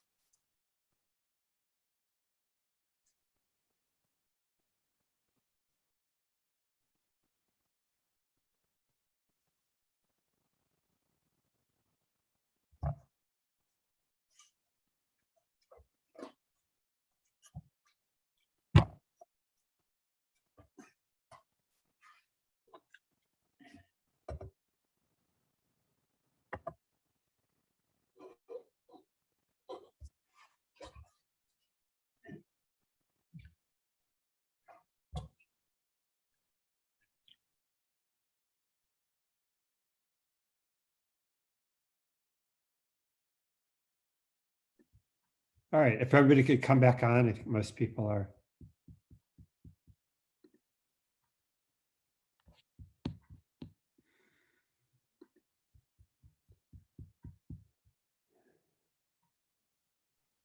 Thank you for remembering that rule. That was good. It was an excellent suggestion. Yes. Here, here. All right, well, why don't we get going? So our last matter of new business is 1217 Michigan Avenue in the Lakeshore Historic District. And I saw Gary Shoemaker's name up. If I assume, Gary, you're presenting. I am indeed.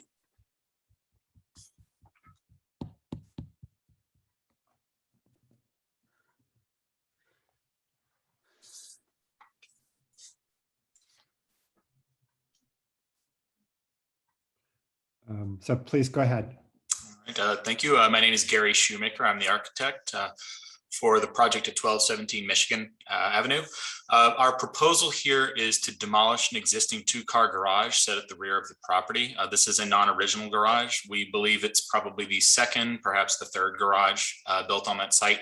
It was part originally of a, we think probably a mid to late 80s kitchen remodeling and rear facade remodeling that's not currently reflected in the certificate of the statement of significance for this particular property. Our intention here is to take a number of details in this shingle style house, which in its statement of significance is a simple but grand shingle style house. There are a number of whimsical details about this house that we'd like to accentuate and expand upon. The first of which being the eyebrow dormer that we find on the upper section of that roof. The clients have carefully restored this dormer along with all the other existing wood windows throughout the house. And that has led us to a number of the details that we're going to talk about in this particular garage project today. What we have done here is constructed a two-car garage just beyond the rear facade in the rear yard of the house, shortening the driveway and creating a quasi porte cochere. It's connected to the front of the garage, provides some cover and a side entrance to the mudroom and the rear porch of the house. If you look in the statements of significance, this house also had some work done on it by Talmadge and Watson that involved a two-story addition off the back. To be clear, nothing we're doing affects the Talmadge and Watson addition. However, it does provide clearer access to the rear entry of that Talmadge and Watson addition. The family does park their cars in the side yard, in the side drive, and use the garage at the rear of the house. So that mudroom entrance is critical to their use and enjoyment of the property. We have also made an effort to expand the rear yard. Currently, because there is no alley access to the rear of this property, pulling this garage forward to the degree that we have allows us to expand the green space, the open air, and the permeable surface on this property. We do that by increasing the permeable surface by about 3.5%. The property exists as an existing non-conforming lot. It is over on its building and impervious surface. We improve that by nearly 3% toward a compliant situation. So as you see here in the site plans, the covered garage extension that connects to the open patio on the back of the house is shown clearly at the top. And on the bottom, you can see the areas of concrete drive, apron, stone parking pad, patio, and garage location in the rear. If you'd like to give me the next slide, Kate. These are some photographs of the rest of the house that encompass the balance of the work we're doing. This is a shingle style house. It has some beautiful details, at least it used to. The upper gables of this house have a synthetic shingle on it. Those were replaced at some point by a previous owner, also not reflected in statements of significance or history. Those remain in fairly serviceable condition. It's not our intention to replace them. But in the second photograph, you see the three double hung replacement windows that we intend to remove and replace with Pella Architect Series casement windows, which are Landmark Series windows. I think, Stuart, you had mentioned that earlier. The National Park Service has approved a line of Pella and Marvin windows as Landmark Series windows. That's what we'll be using. Those styles, rails, button profiles, and cuttings all match the existing windows throughout the house. The windows we're removing do not, and therefore are not contributing to any of the historic fabric of this house. It is also our intention in that photograph to remove all the metal panning from any of the existing windows and replace it with newly milled moldings, which would match the existing house. Some were original and some were Talmadge and Watson, but generally speaking, all the wood trim on the exterior of the house is similar throughout. The next slide on the upper right shows the vinyl siding that covers the clapboard siding on the house. We'll be removing all of that, including all the edge banding and corner trim pieces. We'll be replacing that clapboard siding and providing new cedar painted siding throughout on those aluminum sided areas. The bottom left image you see, you can see the belly in the vinyl siding. All that comes off. That will go back to clapboard siding. There is shingle on the dormer you see in that bottom left image. We intend to retain that. We believe it to be original. We'll patch and repair it as we need to. As you move your way around the house, you'll see in some of the elevations, there are areas of shingle siding that are not original, and they're made of a particle board synthetic shingle. We found that to be mostly rotten and unusable. We'll be removing that and replacing it with shingle to match what you see on that front dormer on the bottom corner. The middle on the bottom shows you the trim condition around the house. Those are windows that have new triple track storm windows that have been custom painted to match the exterior trim color, and the windows themselves have been restored beyond. That's not part of this project. That was done previously. And should be noted that this homeowner has taken great care to restore and do properly all the work that we've had the good fortune to do with them over the years. The front porch railings, we'll be restoring those as well. Most of the porch decking will be replaced. It's failed, hasn't been serviced properly and hasn't been cared for. So we'll be rebuilding and restoring the porch details. We will replicate what is up there. As we take it apart, we'll uncover it and put it back together as it should be. I think Cade made a note in his staff report. Those columns are not original, and they do not match the original columns to the house. There is one engaged column to the north of the existing door that is original. Looks nothing like these. These are probably Chatsworth synthetic columns that were put in by one of the previous owners, most likely during a 1980s kitchen remodeling. It is our intention to retain them and reuse them, not to replace them though. In the middle, you see an example of the existing basement windows. Sorry, go back, there you go. The other windows we're replacing on the house are those lower level basement windows. Those are all in fact wood Pella windows that did not last very long. So we're gonna replace them with Architect Series Pella clad windows and flash them properly so that they don't fail the next time. But fenestration profiles, Pella hasn't changed that, so there'll be identical replacements in those openings. Now you can go to the next slide if you would, please. Thank you. Kate had asked us to provide an extra photograph of that garage. These are details of that garage. You can see that there's some, some wear and tear, some damage to some of the corner structures. This is effectively a Danley garage. We don't know that that's who built it, but it is not from the 1920s, which is the last recorded garage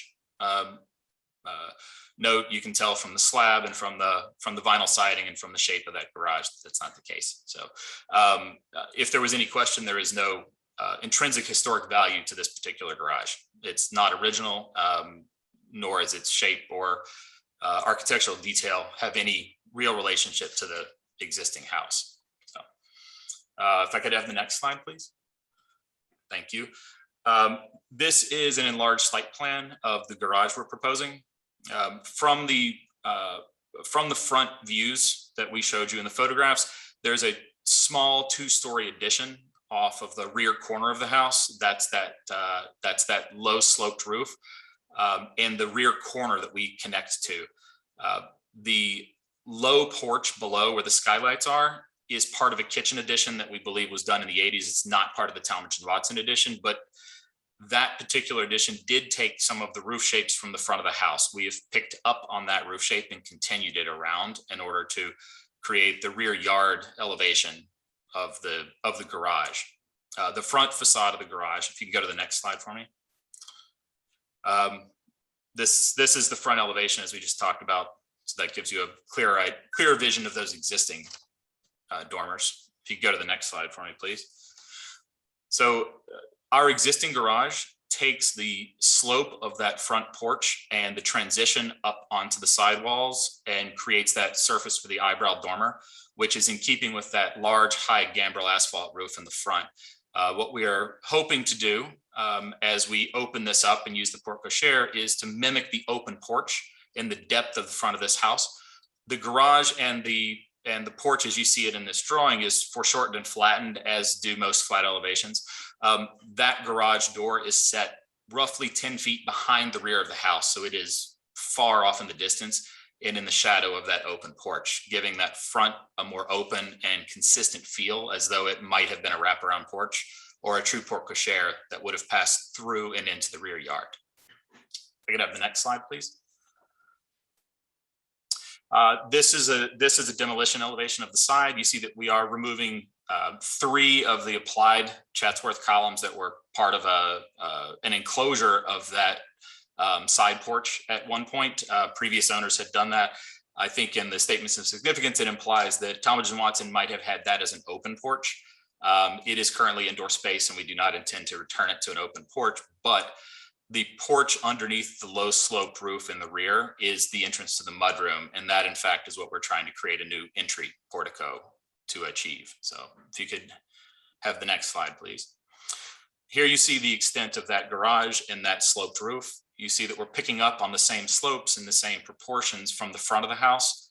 The porte cochere setting an opening, which creates an entrance to the rear yard on axis with that mudroom, and then setting the face of the garage well beyond the front of the house.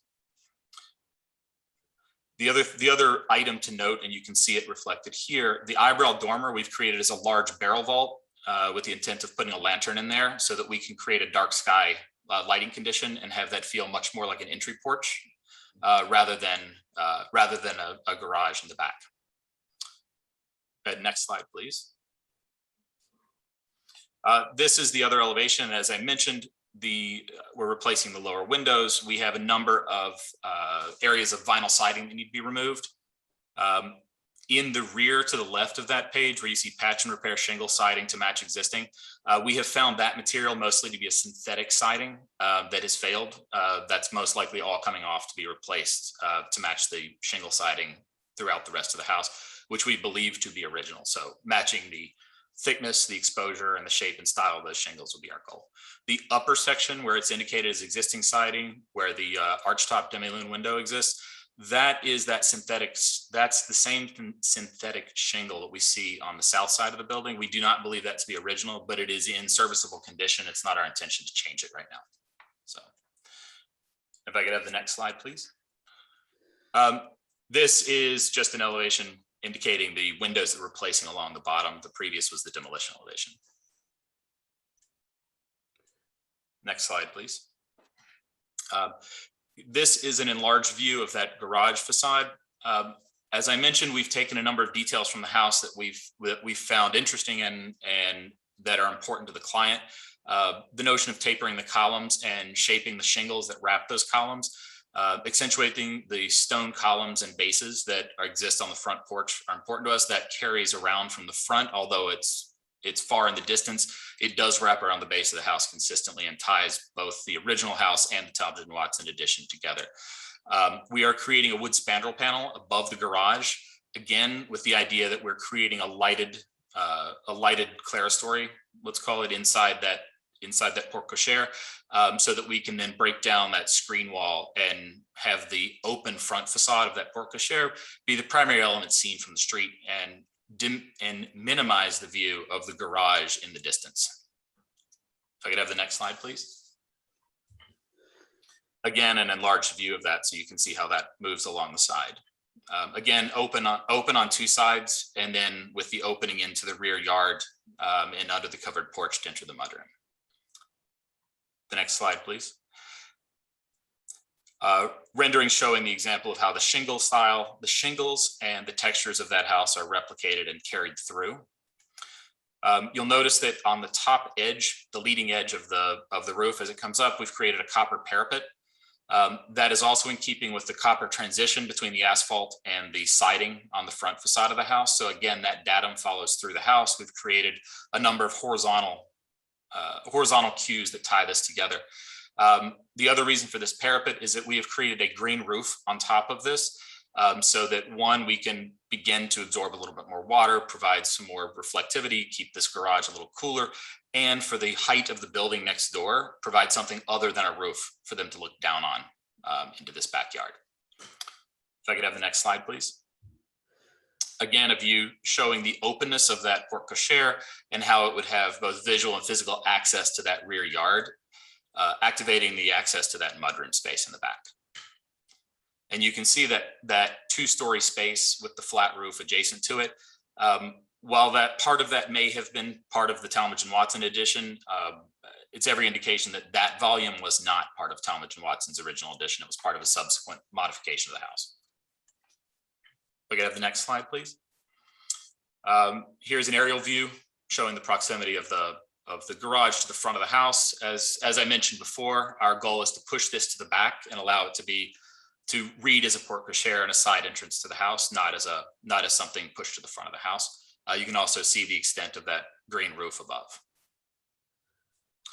Could have the next slide.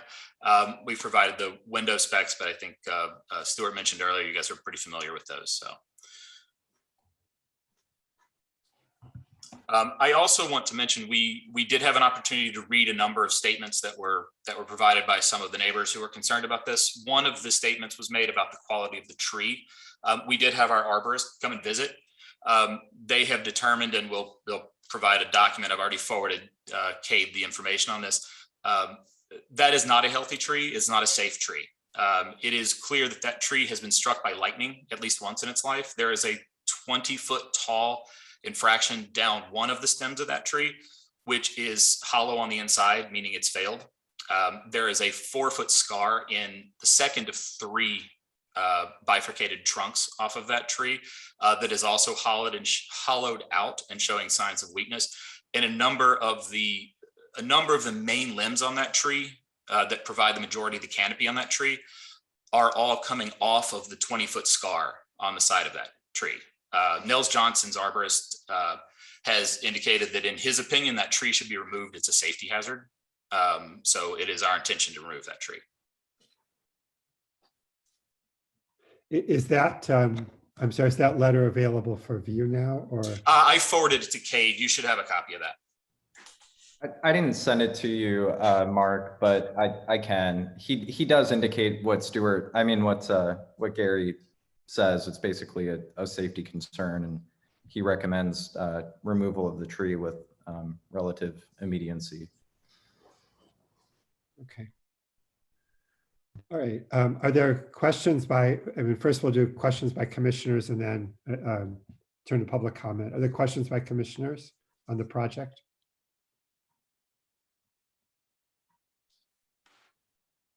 Well, we'll come back to commissioner discussion. So there were a number of emails received from members of the public, which have been distributed to the commissioners. And I think we've all read carefully and read the concerns expressed. Kate, are there members of the public signed up to speak? I know that there were members that said they would show up, at least one, and I think I saw quite a few in the room, but no one signed up using the online form, so I don't have their names. Okay, well, we'll still, I think, give, if a few people want to speak, perhaps limit it to a few represented people. And then again, I'd ask that nobody speak more than 2 minutes so we can, try to let others speak and continue with the program. We have read the emails. So is there anyone who would like to speak from the public? I would. I'm Polly, and I live next door. Can you say your full name, please? Oh, my name is Polly Nandiko, and I live at 1213 Michigan Avenue, apartment 1. So I'm on the first floor. So I wouldn't be an individual looking down onto a green rooftop. I would actually have at least 4 of 6 of my large windows obstructed completely without having light or the breeze that I've been grown accustomed to in the 15 years that I've lived here. Yeah, I don't know what else to say. I'm pretty devastated, and this completely, even the proposal is offensive. I'll be honest, but yeah. So I hope that it doesn't happen, because it will greatly affect probably our resale value. But I wasn't intending on ever leaving this place, but it will change very much the light, the air, the energy, and it's also, it seems more like a compound, and it's just a very unsettling thing to imagine. I think that's all I have to say. Okay. Is there anyone else who would like to speak? Yes, I would like to speak. My name is Stephen Dannenberg. Can you hear me? I'm trying to get the video going, but. Yes, we can hear you. Yeah, I sent in kind of a fairly lengthy statement about this. The main thing I have to say is that I think that if they're looking for a certificate of appropriateness, I think that moving the garage is inappropriate in at least in a number of ways. I believe a garage has probably existed on the site in some form, a garage or a stable or a coach house, for the entire time that the house has been there. The building next to it, which I live in, is 1213, was built 7 years after, and it appears that the designer integrated the placement of the garage by putting no windows in our building facing the garage. So I think it's just inappropriate to move it. I think you will lose that sense of space by moving the garage up and placing it farther up towards the street. You lose that openness that usually should be found between most houses and most residences in the historic district. You just get more openness, and you'll be enclosing this. And I think it'll be jarring to people walking by to see it. And I do agree with my neighbor Polly. I think it's just disregard of the neighbor to their south entirely by the placement of the garage. But I just think it's inappropriate. in a number of ways. That's it for me. Thank you. Any other members of the public? You know, I might just chime in. There's actually across the street, and I can't speak to if it, you know, I don't know what their proposition was some years ago to have maybe their garage also closer to their house, but they have a similar setup with the farmhouse kind of in front and then the garage in the back. And I do believe, you know, that that was, you know, we're preserving some of what was constructed 100 some years ago. Then, you know, that it would, I think it would be more appropriate than this disruption.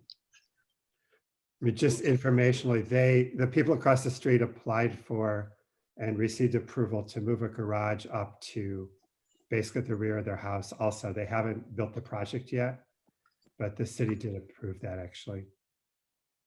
How far up is that going to be? Just kind of at the rear of the house. Rear of the house. Okay. Yeah, I mean, so I'd say. Is it covering neighbors in other landmark buildings built No, I mean, near windows and? Again, that's a separate matter, but in terms of the actual placement, it actually would be similar. Are there other people who haven't spoken yet who'd like to speak? Kate, I know the setback, I mean, the application says that no zoning variance is needed because it's within the setback. And so I think it would just help everybody to, if you could bring up the survey showing the proposed location, the improvements relative to, and we could all just see what setback might be there and what the proximity is to the next door building. Yeah, this does show it. So it meets the 5-foot setback requirement for the side yard. I think the issue which makes it, I would say, relatively unique. It's not that unique in the historic district, but the building to the south is built on the lot line. So where you would, theoretically, under the zoning code, have 10 feet of separation between structures, you would now have 5. Okay, so the garage will be built approximately 5 feet from the lot line? Correct. Okay, but that's the whole distance.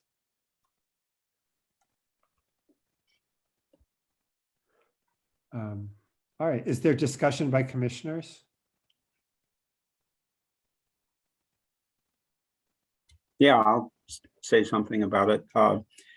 You know, I mean, that it's unfortunate to lose the tree, but if it's in bad condition, it should come down, and it is in fact the people who own the property's tree and their purview to take it down. Likewise, the new frame garage is set within the zoning setbacks. The zoning issue that I think is at question here is impervious surface, and I think that by moving the frame garage forward and building it over what is already counted as impervious surface, that Gary's actually done something that's fairly clever. I puzzled over the green roof for a while, and I don't know how it counts or doesn't count as impervious surface, but I'm sure it's the way that they got to asking for a variation of only 3% rather than greater, although my understanding of the way green roofs work is that ultimately the water percolates down through soil, gravel, hits a drainage plane, and then is somehow conducted to the lawn or to the areas around it. So having said that, I have 2 questions that deal with what this thing looks like. Clearly, the flat roof makes the flat side or against the building kind of awkward in its mass, but I don't have a great problem with that. I'm wondering why, and you can see it clearly in this thing, why the porte cochere, the thing that Gary's been referring to as a porte cochere, or the covered link to the house from the garage is so deep. I'm looking at the upper plan and wondering why it doesn't align with the dimension of the area that's called covered patio, which would certainly reduce the bulk of the front. I think that the eyebrow window, which isn't a window, it's open. I think it's a very clever way to light how dark this 17-foot deep extension would be. But again, I would argue that you can accomplish the same thing by making it half that depth, which would in fact be much closer to the dimension of the porch on the front of the house that Gary has referred it to. And lastly, while again, I think that the arch or eyebrow shaped cutout is a clever way to light that area, which will, because of its depth, be dark. I think that it's really out of scale with the features on the front of the house, including the very small eyebrow window that its shape is referring to. And I'll just make one comment. The green roof does count towards impervious surface because the garage counts towards building lot coverage, which then translates towards impervious surface. So okay. They're not Well, then the architect's done something very clever in service of his client.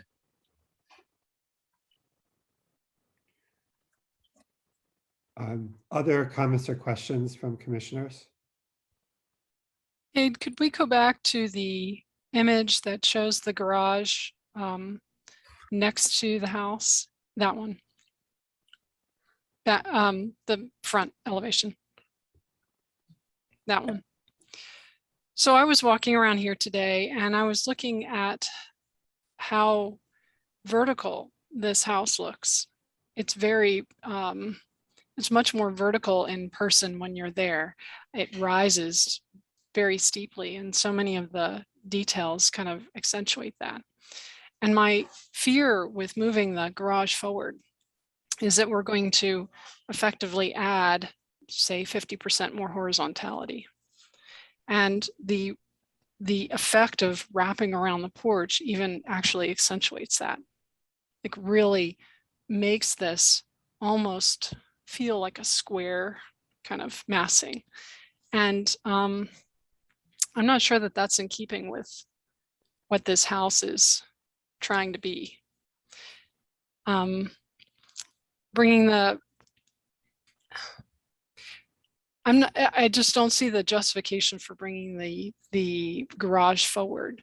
There could be a covered walkway from the garage at the back, and then it would have more depth and wouldn't interrupt the verticality of the house.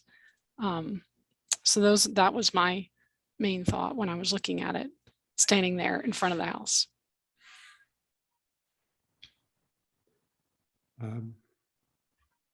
Great. Gary, do you want to say any last response as to placement of the garage before we move on? I would respectfully disagree with you, Commissioner Dreller. I think as you stand in the front of that house is extraordinarily deep. And as you move down the side of that house, there are lower elements. The horizontality of that front porch is something that was important. The porch doesn't wrap around and connect. It is foreshortened. And as you were standing there, you would also notice that there is a very large tree with a limb in the parkway that obscures the majority of that view. We do feel that pushing that garage further back away from the house to allow light to sneak in between and backlight that porch, or that, as I call it, the porte cochere, the covered entry section, will help to alleviate what you're considering a horizontality. I think you will see that you'll see that garage door backlit with daylight from the back of that, and it will not feel like a massive horizontal piece. I think it will feel like a delicate section there. All right. Well, why don't if somebody could make a motion, why don't we vote?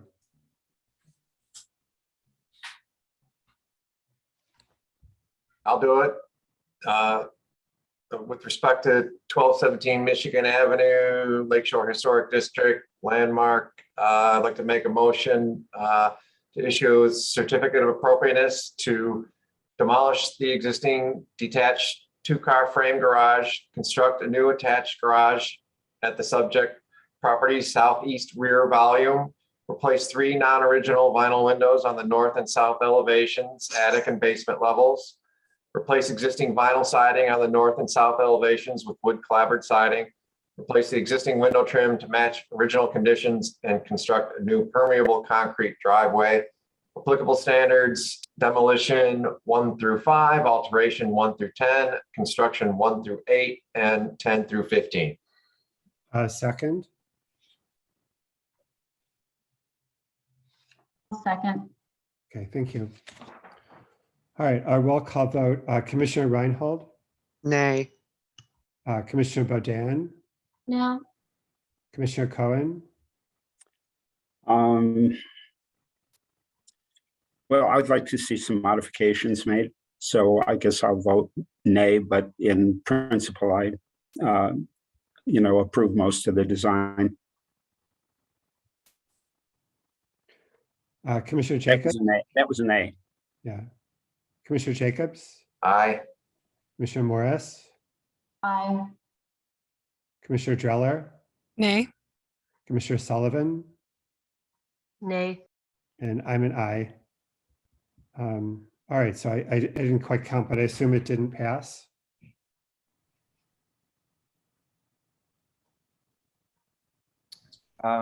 Correct. I have 1, 2, 3, 4, 5 no's and 3 ayes.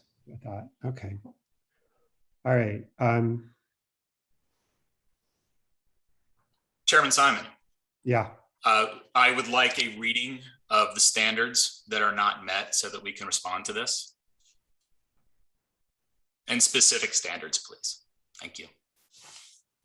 I would say that standard number 1 for alteration: for every reasonable effort shall be made to adapt the property, structure, site, or object in a manner that requires minimal alteration of the property, structure, site, or object, and its environment would be the one I would say would not be met.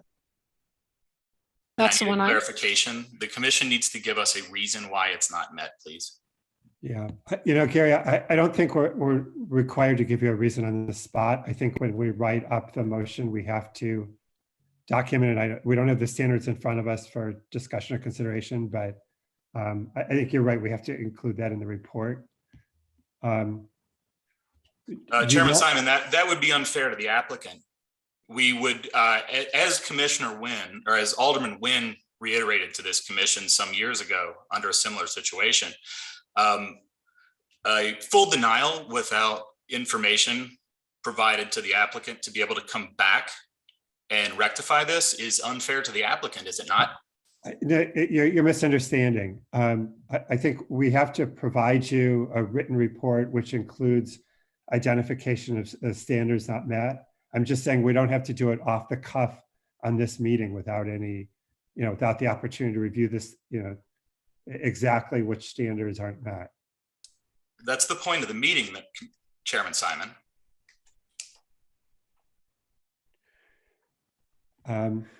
Cade, I don't know what your feeling is about what we need to do.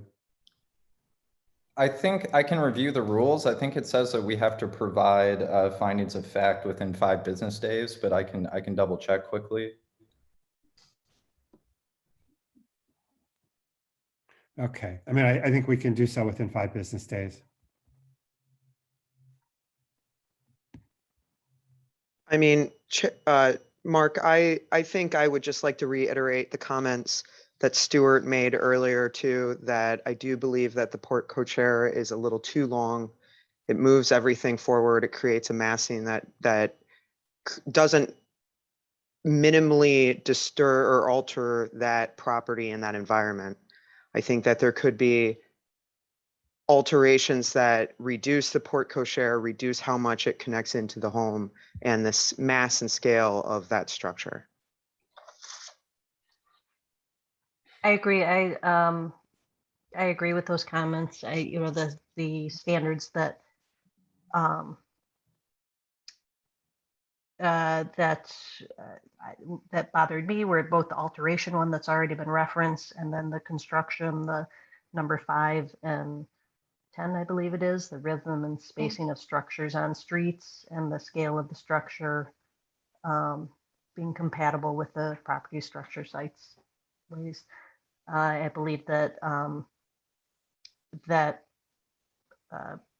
it changes, there's enough of a change because of the size and scale of the garage and movement of the garage that I believe that it doesn't meet those standards. I concur with Commissioner Sullivan. I was going to mention the construction standards number 5 and 10. I'd say the same thing Commissioner Sullivan just did, as well as the alteration number 1. In regards to construction number 5, I would suggest going to the property and walking by, because this street is a hodgepodge of various building types and setbacks. There's a house right across the street that has an integrated 2-car garage that's flush with the facade. So this isn't your standard, every lot is the same with the garage in the back type of situation on this street. Yeah, I understand that. I was there today also and spent some time on the street with the property. But We often, when we decide that we'd be willing to consider a different design, ask the applicant to make modifications that we give some guidance to and come back the next month. I'm somewhat less than certain that I'm hearing perhaps some people would consider that. I'm a little unsure though of what I'm hearing. Just to jump in, the ordinance does state that findings of fact will be provided to the applicant within 5 business days. Okay. Mark, I would concur with you. I think that the applicant could certainly come back again. I would also agree. I think if there were some modifications made, I think that we could easily come to a resolution. Okay, well, why don't we provide the findings of fact. Kate will do some quick work to circulate a report, and then, Gary, I guess I would encourage you, rather than attacking it, to try to come back next month. I mean, it sounds as if it's, it's possible you'll be able to get approval with some modifications.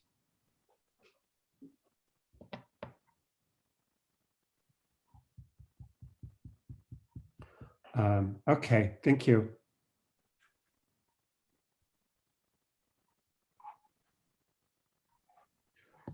All right, so this, I think I'll conclude the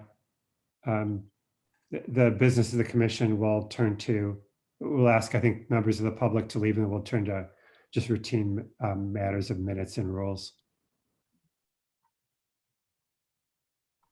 If everybody, commissioners, could sign off, I'd appreciate it.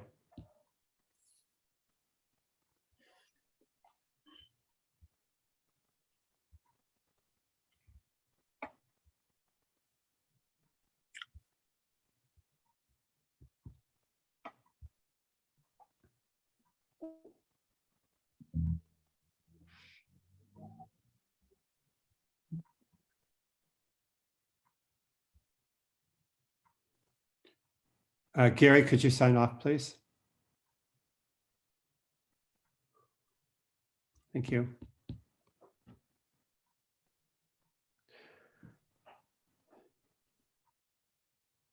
All right, Cade, I don't know if you want to take over. Sure. The next thing we should do is just approve the minutes from, I believe it was July 13th. I'll move to approve the minutes from July 13th, 2021. Second. Okay, I guess we need a roll call vote. Commissioner Reinhold. Aye.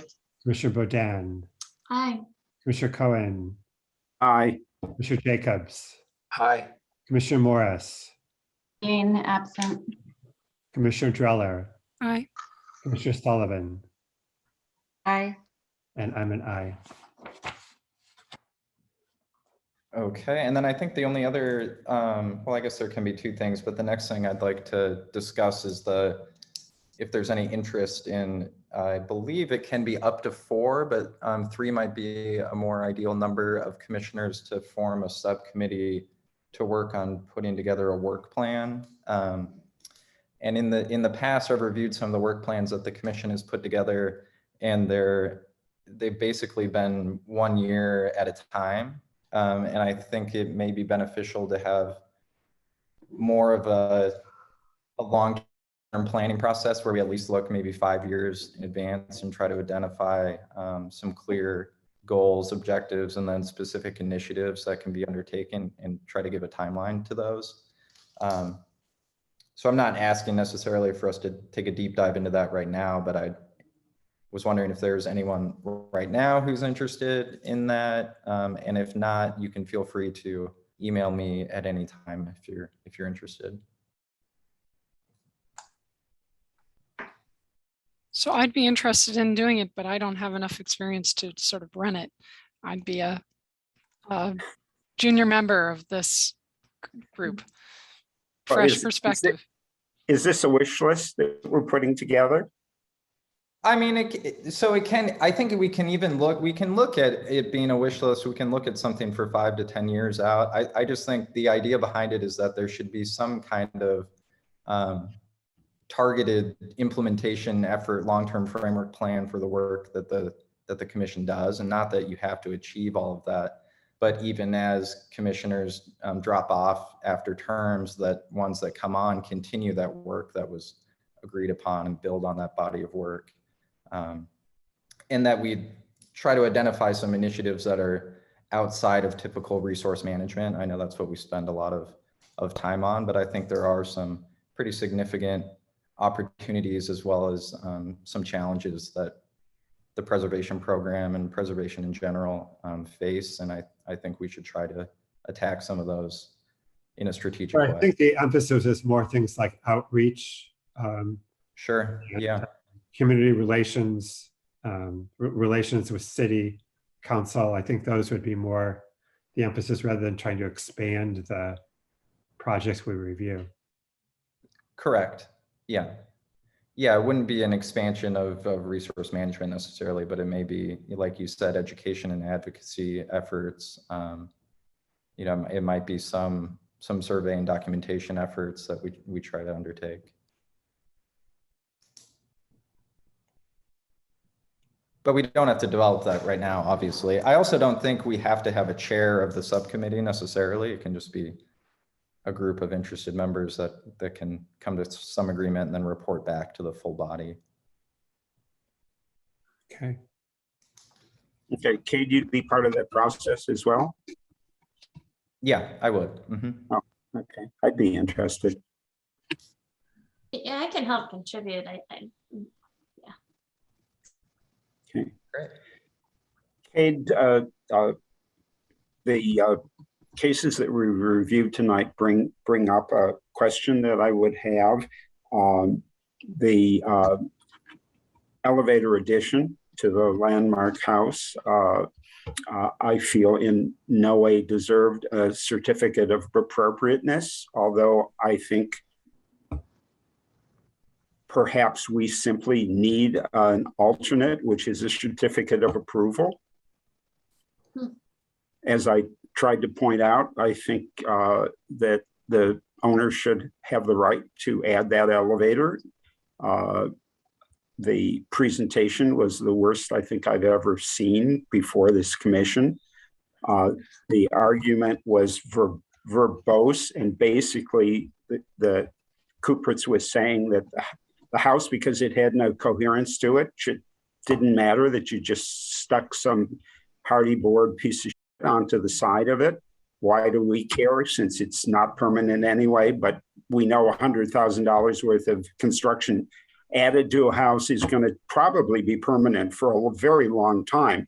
So, I had some difficulty voting for it, but I would not have voted against it. but I would have been very happy if, in fact, I didn't have to give it a certificate that suggested that it had met the appropriate standards. So is there any way that we can actually have issue a certificate of approval and versus a certificate of appropriateness? Because that thing was not appropriate. You know, I thought about John's suggestions that, you know, yes, how could you make better integrate it? Well, you could make it a little taller. You could take that elaborate curving outboard cornice and wrap it around the volume, which is what the person who did the porch addition did. And then I thought to myself, that's putting lipstick on a pig. Sorry, guys. But, you know, I voted for it because I couldn't vote against it in all good conscience. But I was not, in my opinion, discharging my duty as a commissioner to approve or disapprove things based on the standards. So I think either we need to agree that they're exceptions, or we need just another term for something we can issue as a certificate of approval. I'd be happy to hear pushback or discussion or what the rest of you think. I don't have any specific, I guess, examples to point to, but I would be willing to do the work and look at some commissions and some ordinances and see if they have a separate set of standards, perhaps for accessibility or mobility, that can be reviewed. I know that that is a constant issue with landmark buildings, older buildings, it certainly is. And we could look at potentially integrating those, or if they don't exist, writing them ourselves, that they could be, these issues could be reviewed under a separate set of standards. I mean, for example, the location was certainly appropriate where they put it, and that might be one of the standards, that its location is. We clearly did standards a couple of years ago for solar panels and the issues those brought up. I think handicapped accessibility to landmark structures, you know, clearly wood ramps are easy to take away, but you know, we've added elevators to houses, not outside. Generally, we find a place inside, but like the owner said, this is over $100,000 worth of work that they're doing. And I don't think we have the right to say, no, you can't do it because you're doing it to a landmark house. But I think that accessibility guidelines, if they're met, should trigger an exception to the, you know, to the standards. I think that's a really interesting idea to explore the accessibility issues, because I mean, the trend for aging in place is only increasing and is only going to get more prevalent. And I agree, keeping homeowners who love their houses in their houses is one of the best preservation strategies I think you have. I think the saving grace that this property had was the location of the structure. I think, you know, that was, for me, that was the saving grace for that one. I agree. That wasn't. You know, we have reviewed and approved quite a few accessibility projects that are less dramatic, particularly for Northwestern, that, you know, has to comply with ADA. And, you know, it was mostly 3 or 4 years ago when Northwestern was doing a great deal of work, but they had several projects in front of us. And I don't think we want to accept it. I mean, you know, those projects, there was some mix of, you know, of design elements that ameliorated the you know, the appearance and required legal compliance and functionality. And I don't think you can abdicate and just say all accessibility projects are outside the ordinance. It's just, you know, I think it's real life. There are things that just don't fit well within the ordinance, and no amount of drafting 42 sections is going to make them fit any better. Well, then why did we approve this thing? I mean, you mentioned Northwestern, that the rebuilding of the front steps and the handicap ramp for the Deering Library is as good as it could be. You know, it's beautifully done. The terrace and the handicap accessibility that was HBRA, that the handicapped accessibility that the Weiss firm provided to, and I don't know what the building is, but you see it when you come around the curve at Sheridan Road, just before the stop sign where the gate is.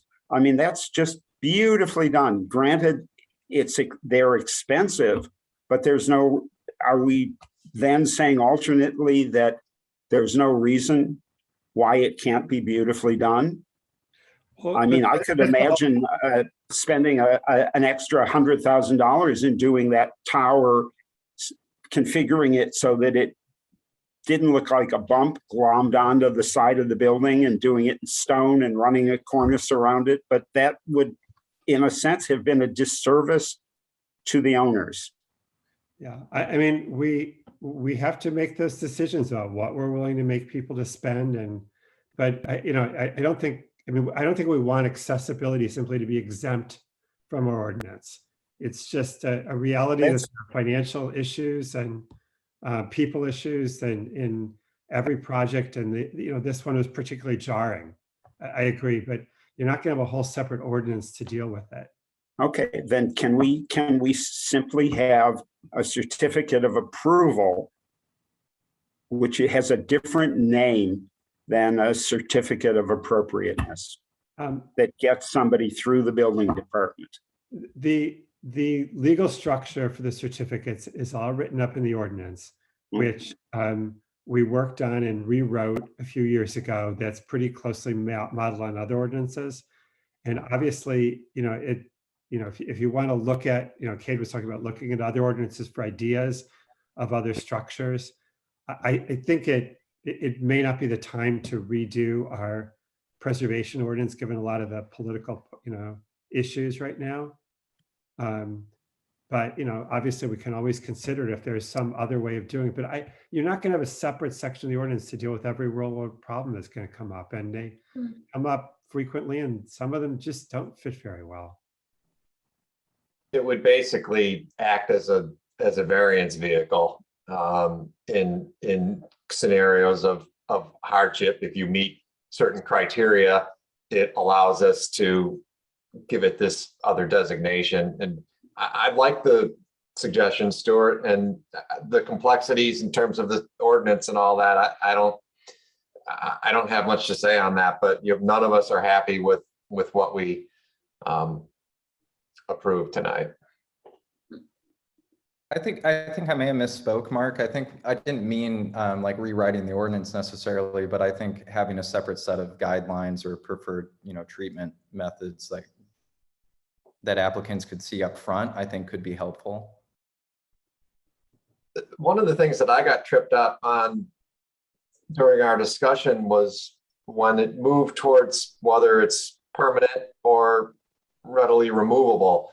And when we started talking about it's nice amenity to have for future folks, and maybe this will become permanent, and Stuart made some good points on that, and suddenly it's like, well, wait a minute, I was happy with it as a temporary structure, not so happy with it as a permanent one. So if we're talking about this other vehicle that could happen down the road, it would be nice to address the temporary permanent aspect of it. I think this is a wonderful idea to bring up in the subcommittee.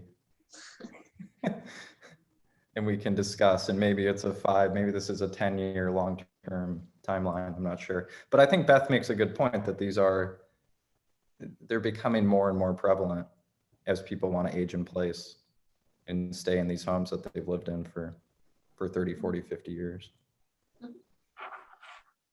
Okay. And I think whether it's temporary or permanent, I think any addition like that, it has to be removable. I mean, however long it stays. I just don't want the new owner, whenever it happens, to have to see some legal language that bound them to do something that maybe they were drawn to and wanted to keep. That was my Mhm. thinking there. Sadly, as But Mark also- pointed out, we don't have a way to do that. Right. So Kate, the report for 1217 Michigan. So, I mean, I know you're great at writing these things up. I mean, I guess, can you circulate to all the commissioners like minutes and just ask for feedback? Yeah, I think I actually thought there was pretty robust discussion, particularly towards the end of the conversation, that should give a lot of direction towards that. So why don't I take a stab at writing it, and then I'll circulate it, and if anyone has additions or revisions, and then I'll send it off. Sounds good. Thank you. Hey, Kate, can you just, what are we beholden to do during the meeting? Like per what the architect was saying? Can you just reiterate that? I don't see anything in the ordinance that says specifically that you have to say on the spot, like Mark said, what standards you don't feel are met. I think when we continue an item, we'll often give specific standards for the same reason that he was asking for it, I think. But I think the ordinance is pretty clear that you don't have to do anything. Way. It's just within 5 minutes. I mean, I think His telling point is him that the which, meeting is, his point though was that the meeting is meant to be applying the standards. So he wanted, I felt actually he was justified in knowing which standards we were. I think he was too, and I think that he just needed to give us the opportunity to get there. I think maybe without the hostility.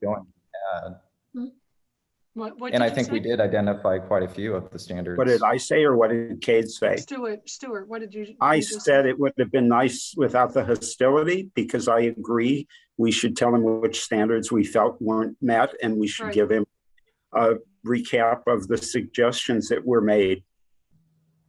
Yeah, I agree, and I have them here in front of me, and I always kind of have my little checklist with me. But I was just curious, like, are we obligated to each one of us kind of go through and say numbers 2, 5, and 6, or I just didn't know what the obligation was. I think we probably all kind of have our notes, but I was just kind of curious what officially we're beholden to. Like when we say nay, do we have to say, based on standards, 5 and 10, or can we just Never say nay? done that before. No, we, in our written reports, we, always have more time to consider and to try to organize our thinking and make it more formal. I mean, it would be unfair. I mean, I know I couldn't do it just on the spot, start spouting out standards. I think it'd be unfair to all of us to have to do that. How much unanimity are we going to be looking for in this follow-up report? I mean, if all of us have different things to say, is that all going to be included, or are we looking for more of a consensus to hand them? It's typically more of a consensus. I mean, so if all of you, or I guess, there's 5 of you, I guess if 5 of you say that, standard XYZ wasn't met, and then 3 of you say that another one wasn't met, I mean, we'll just include all of those. These are all standards that were found to not be met amongst those who voted no. So Kate, you had offered to write this up and distribute it. Are you now suggesting or asking that each of us go through the standards and send you which ones we think weren't met, with maybe a sentence of why we think they weren't met, or what's the best way to proceed now? Yeah, if you feel that you didn't clarify your points well enough during the meeting, then you can send me an email that expands on anything you'd like to expand upon, specific standards, why they weren't met and how you think they could be met. That would be typical. I think there's actually it's a little harder virtually, but we used to have actual physical forms and sheets that you could fill out on the spot if you wanted. And I mean, what we send to them can be as simple as that, or it can be more complicated. Do you think it'd be good to go back to something like that? Because I think when we deny people, they walk away angry for the most part. I don't know a great way to do that virtually, but I think when we meet in person, that's something we should definitely get back to. But to Commissioner Dreller's point, I mean, yes, the best practice is if you vote no, I vote no because I don't feel like this standard is met.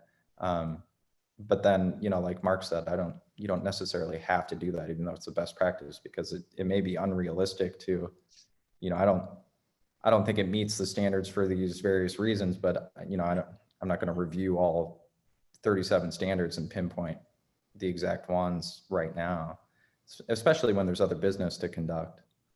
I think I understood his comment to be that he expected us to be talking about standards, and we were just saying, we just took a vote and said no, that we didn't actually, I mean, and I'll include myself, I had made a comment without referencing the standard that I was thinking of, which was number one, the one that Susie read out. I had it in my mind and I didn't reference it.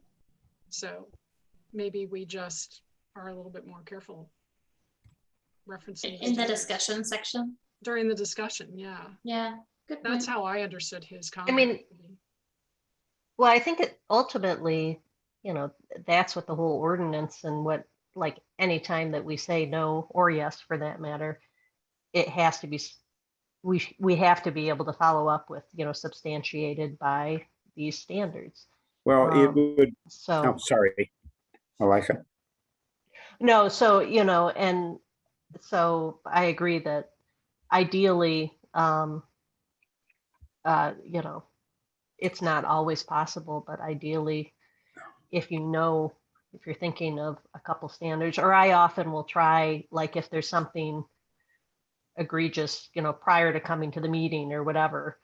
And I think it's very helpful, Cade, that you put, you know, list out the standards with each project in our summary or whatever, because I will often try to think, okay, I don't like this and this is why, you know, and I just kind of do a quick highlight of the standard that I want to discuss, or, you know, the concept that I want to discuss with the standard in mind prior to coming to the meeting.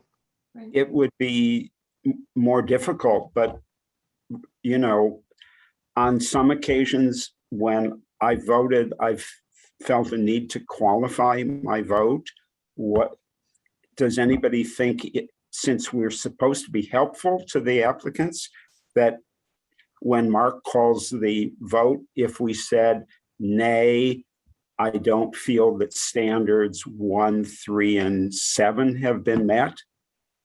Well, so in the distant past, my understanding is that the way we operated is we read every single standard, and you had to, if you didn't say anything, you were saying it was met, and if you objected to it, then you would object to it. So the problem with that, and I mean, that's best practice for all the boards and committees. And problem with that, it's 4-hour or 6-hour so meetings. So the zoning, you know, the zoning board operates that way, but they have 8 standards versus, you know, 50, so, you know, sometimes. So it's easier said than done. And I think to be expeditious and move from case to case, we got away from that. But in instances of denial, it's probably maybe a good idea then to say, okay, it was, you know, it's a 5-3, let's go through and read the standards.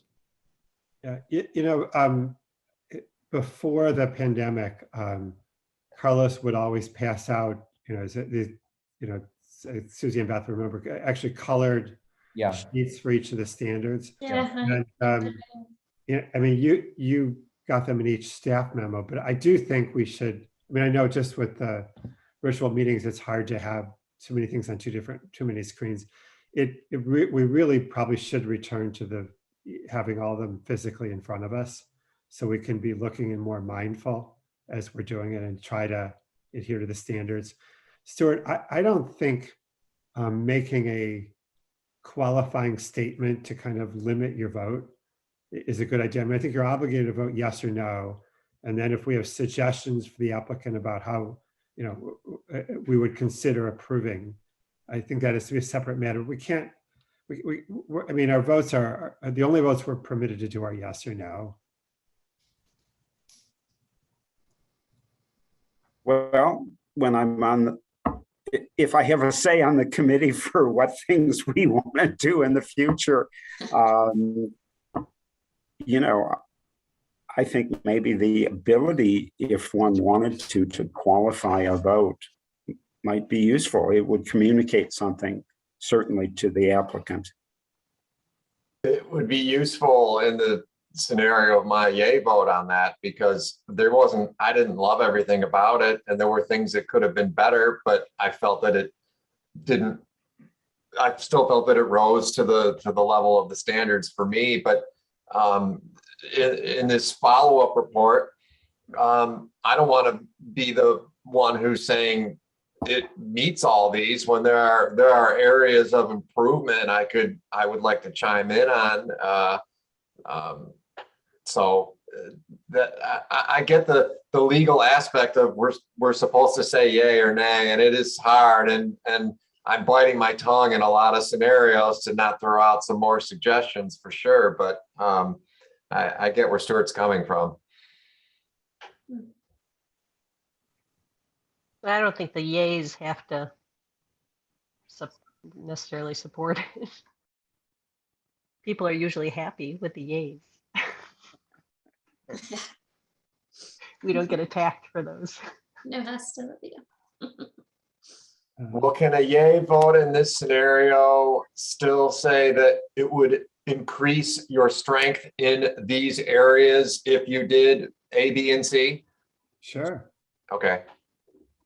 Yeah, my understanding is that the thing that's going to go to them is coming from from Cade and from the city with our input. So, you know, none of us would be identified as having, in terms of which standards we thought were met or unmet.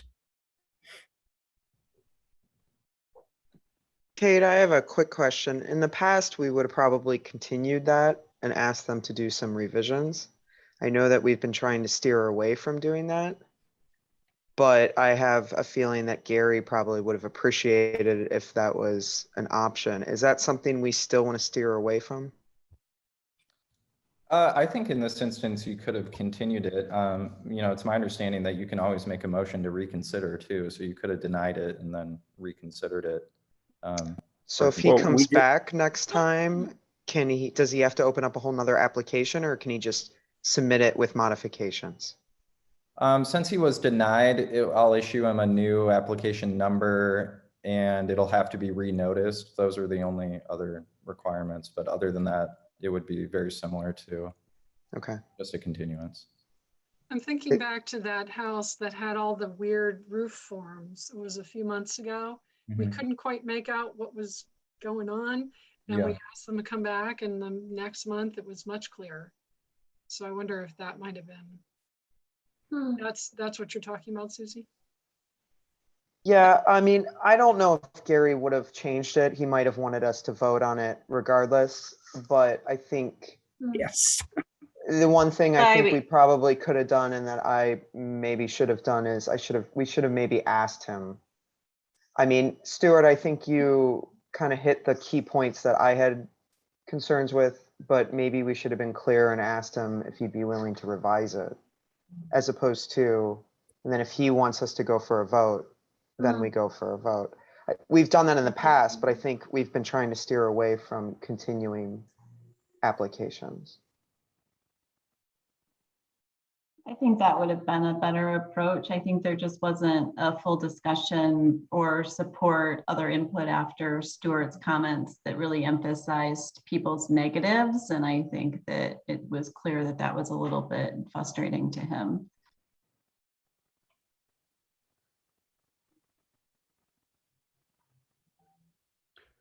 All right, Kay, did you have anything else? I don't think so, unless anyone has anything else for the good of the order, or wants to talk administrative approvals that are sent out, or. No. Would somebody like to make a motion to adjourn? Make a motion to adjourn? I'll second it. Okay, all in favor? Yes, aye. Aye. Aye. All right. Okay, till next month. Thank you.